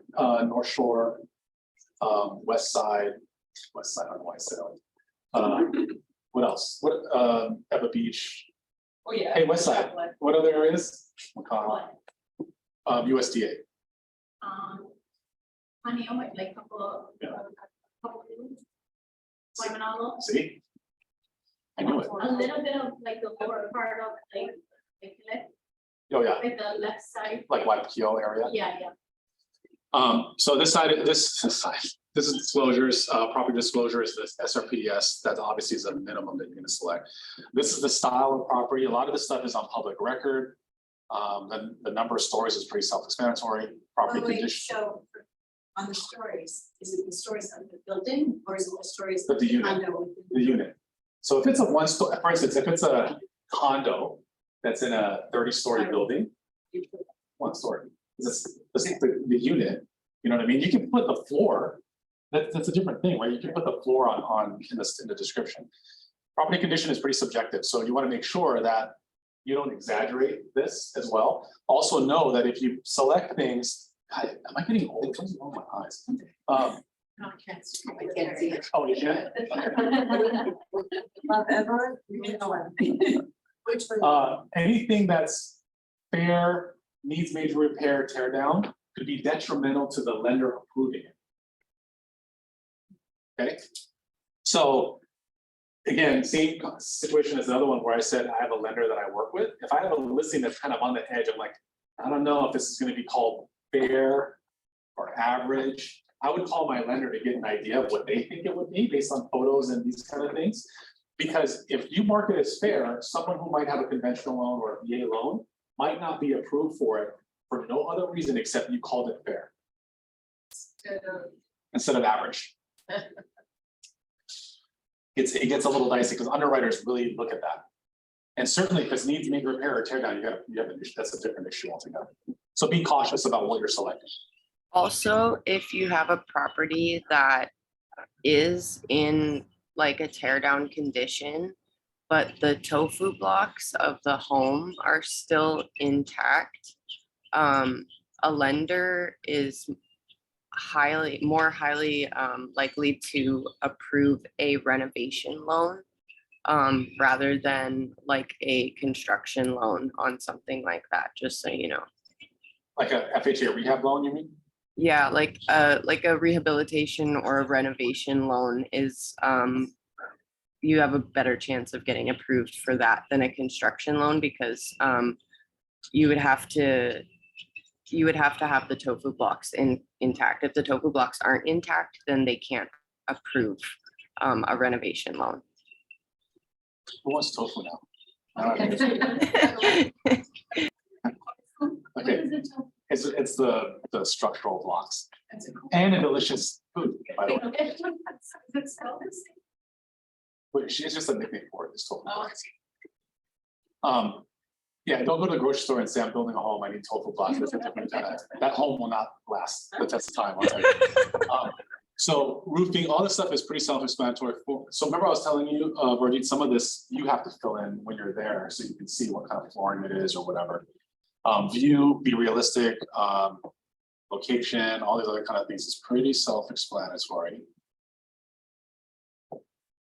Can you say it has an ocean view without one window? What was the example that Kimo gave? Right, he said, legally speaking, if you can see the ocean from any part of the home, legally speaking, the answer is yes, but ethically you might be in violation. So you really gotta, I mean, if you're like, I gotta stand like here at a certain time of day, kind of like, that's probably not a good idea to advertise it like that and let them just kind of happenstance like, oh, it's an ocean bird. Oh, look at that. This is funny, my dad, his house is in Waikele. He said when he bought that house, the real estate agent told him, there's an ocean view if you tiptoe like a backyard. Wow. All the realtors. The realtors ocean view. By the way, this is important. Exclusions are things that don't convey. So more often than not, it doesn't happen often that things are in there, but when they are, the most common thing that is included in there is washer and dryer. When there's something in there, right? Would you agree? Yeah, that's true. Hey man.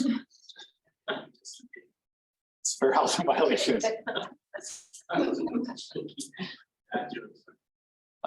Showing is important so that it puts this information into showing time on if it's ready, available, easy to show, 48-hour notice if there's a tenant in there. Setbacks, some of this stuff is super self-explanatory. You don't fill this out, all the rooms description, we never fill that out, we never use it, so that's easy. Here's all the other documents that we need that we talked about. The only thing that's not on here is the short-term rental that we discussed earlier. And there's some other classes on things like editing your listings and all that other kind of stuff. So I will not bore you any further. Is there any questions that you have about documents, about listings, about how to fill in certain dates, about strategy for listings, anything like that, marketing stuff? We're like CMAs or comps, Yes. with the way the market is shifting, like how far back do you think you should go when you're pulling them in 90 days? I don't think it'd be accurate. But I think that's a great question. So our question was, with the market shifting, how far back should you go with comps? Well, just so you know, an appraiser is always going to look at closest, both in time and geographically speaking. It's always going to be in close proximity, right? So if you have no sale, let's say there's 3 sales that are all model matches as an example, and they all happen to be, 100 days out.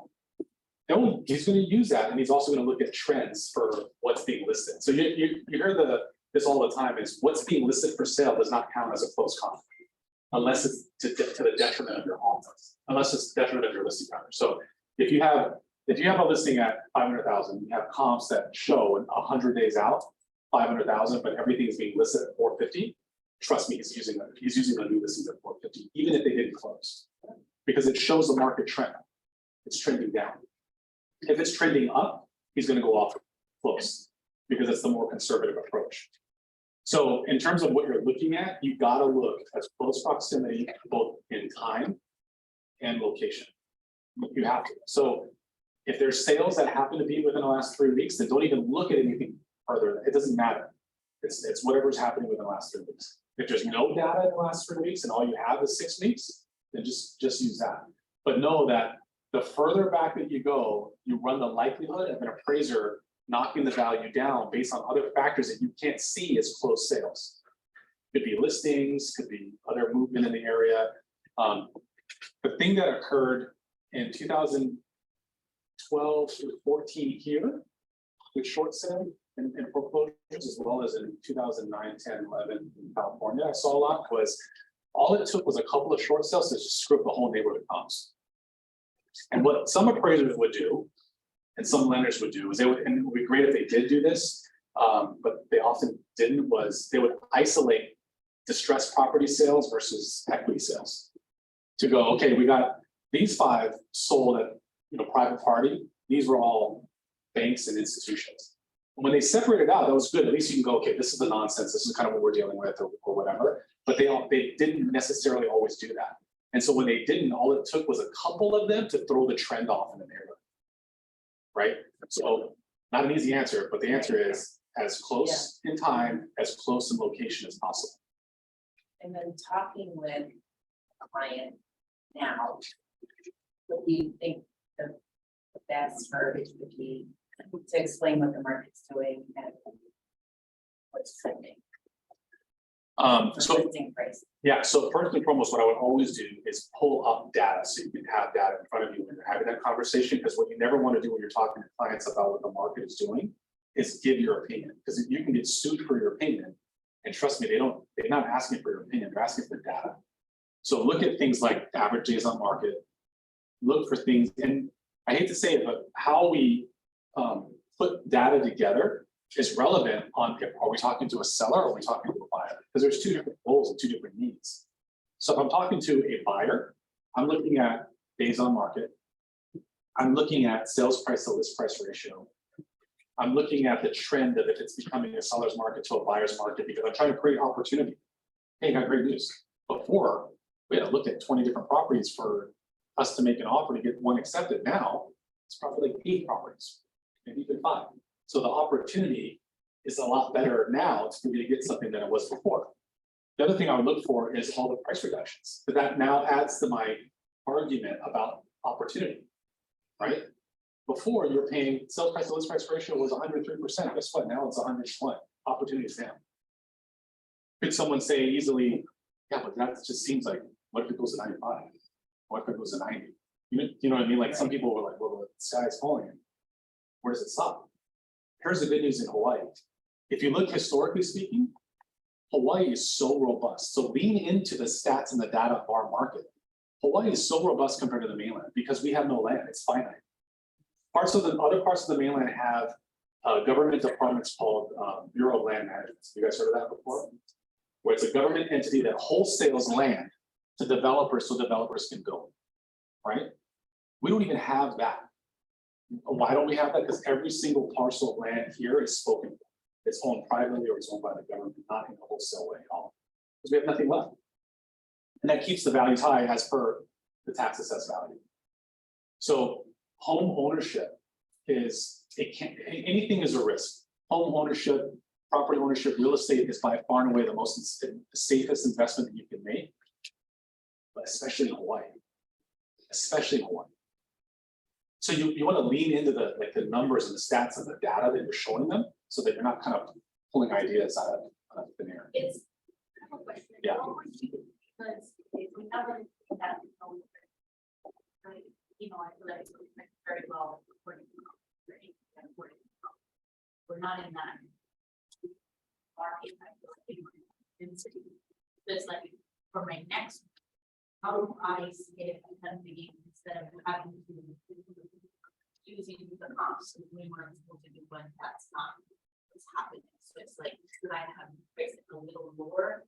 See, I guess I'm not, you know what I mean? Yeah. That company that has to, you just drop it $10,000 and Yep. then, oh wait, a month later, another Yep. 10, I want to be ahead of that. So one of the things that Gary Keller talks about often, and Russell can speak on it as well, is you got to price things right, especially in a shifting market, right? Because what she's talking about is chasing. If you're chasing the market, you're going, I price it out based on comps. Well, the comps is a snapshot in time. You're looking in a time machine. And if it's price, or if it's things that you were basing it on 3 months ago, then that's the values 3 months ago. Now, in 3 months' time, interest rates could have gone up, the demand could have changed a little bit, right? So you want to price ahead of the market. So your conversation and your listing presentation should look like, here's the trend in the last 6 months. As you can see, things are coming down. We need to price over here, not right here. We need to price it like 45 to 60 days ahead of where we are right now. And some people might go, yeah, but I'm gonna lose money. I'm like leaving money on the table. First of all, there's no money to be left on the table. That's a thing. It's not even a real thing. We have to get the offer first. But you, Mr. Seller, if we keep this thing on the property or on the market for 60 days, 90 days, that's a mortgage payment that you're paying every single month. Why not just take that, compress it and cut it in half and price it appropriately so we're ahead of the market? Because we want to have our, when people pull up offers or properties for sale, why not have ours show up as a top one or one or two based on price and based on condition and so forth, rather than you want to get as much juice out of that lemon as possible. And now we're like the 8th or 9th in terms of order of pricing. That's a sure way to be chasing the market, right? Anything you wanted to add to that? Yeah, so the law is you compete and not follow. That's the principle. I don't care if it's an upward market, trending market, if it's a balanced market, if it's a downward market. You want to lead and not follow. And on your, you incorporate the thought process of supply and demand. And so if you lead and not follow, then if you've got, let's just hypothetically say you've got, what's a hobby you got? Working out, okay. So gym memberships, let's say that you were to go to a gym, there was 5 gyms across equal distance from your house, and you were to investigate each of the gyms. You're gonna look at 2 things, primarily. One, are they clean? Does it smell good when you walk in there, or is it just smell like dude? Like what's going on? And so there's curb appeal. There's also going to be your, on a monthly basis, what's your amounts you're going to be paying your membership fees. So what Chad is talking about is that on the pricing side of things, we need to be attractive, because what's the one primary driver for the buyer? They want to buy a property for what? What? Least amount of profit, least amount as possible, right? Sellers want to what? Sell for the highest amount possible. So if you have 2 conflicting points of views, the question is, whose view as a seller do you really need to appeal? Is it your own, or is it the buyers? Well, it's the buyers, because they're the one bringing the money to the table. So the principle is this: is you need to be the bait, right? If you're going to go out and you're showing up for a listing presentation, or you're going to show up with holes all in your clothes, well, that's the style nowadays. But hypothetically, holes all in your clothes and everything else going on, or are you going to put your best self forward? And if you put your best self forward, And that's how you're presenting yourselves. They should also do the same with their product, which includes the curb appeal, it includes the price. If you've got a five gym membership exactly the same, they look the same, everything the same, but one's $10 or $20 cheaper, by human nature, what would we normally do? Gravitate towards the cheaper product. Now, to create your trend line, you go back and you look the 3 months before, if it's falling at a rate of, let's say it's at 98%, which means there's a 2% trend of decline that's taking place in that specific market, then by all means, don't price your property at market value, price it maybe 2 or 3% below. It's not that you're discounting or undercutting, but you factually show through data where the trend is taking place, and if you implement need and not follow, now you have actual statistics to go off. If you haven't seen the annual resale data that is put out by the Honolulu Board of Realtors, it has all of the trends for each year when the market's moving. And then also pull up your August statistical report as well. That's also an independent source that you can pull up and go off of that data as well. You can see the trend lines that are taking place, right?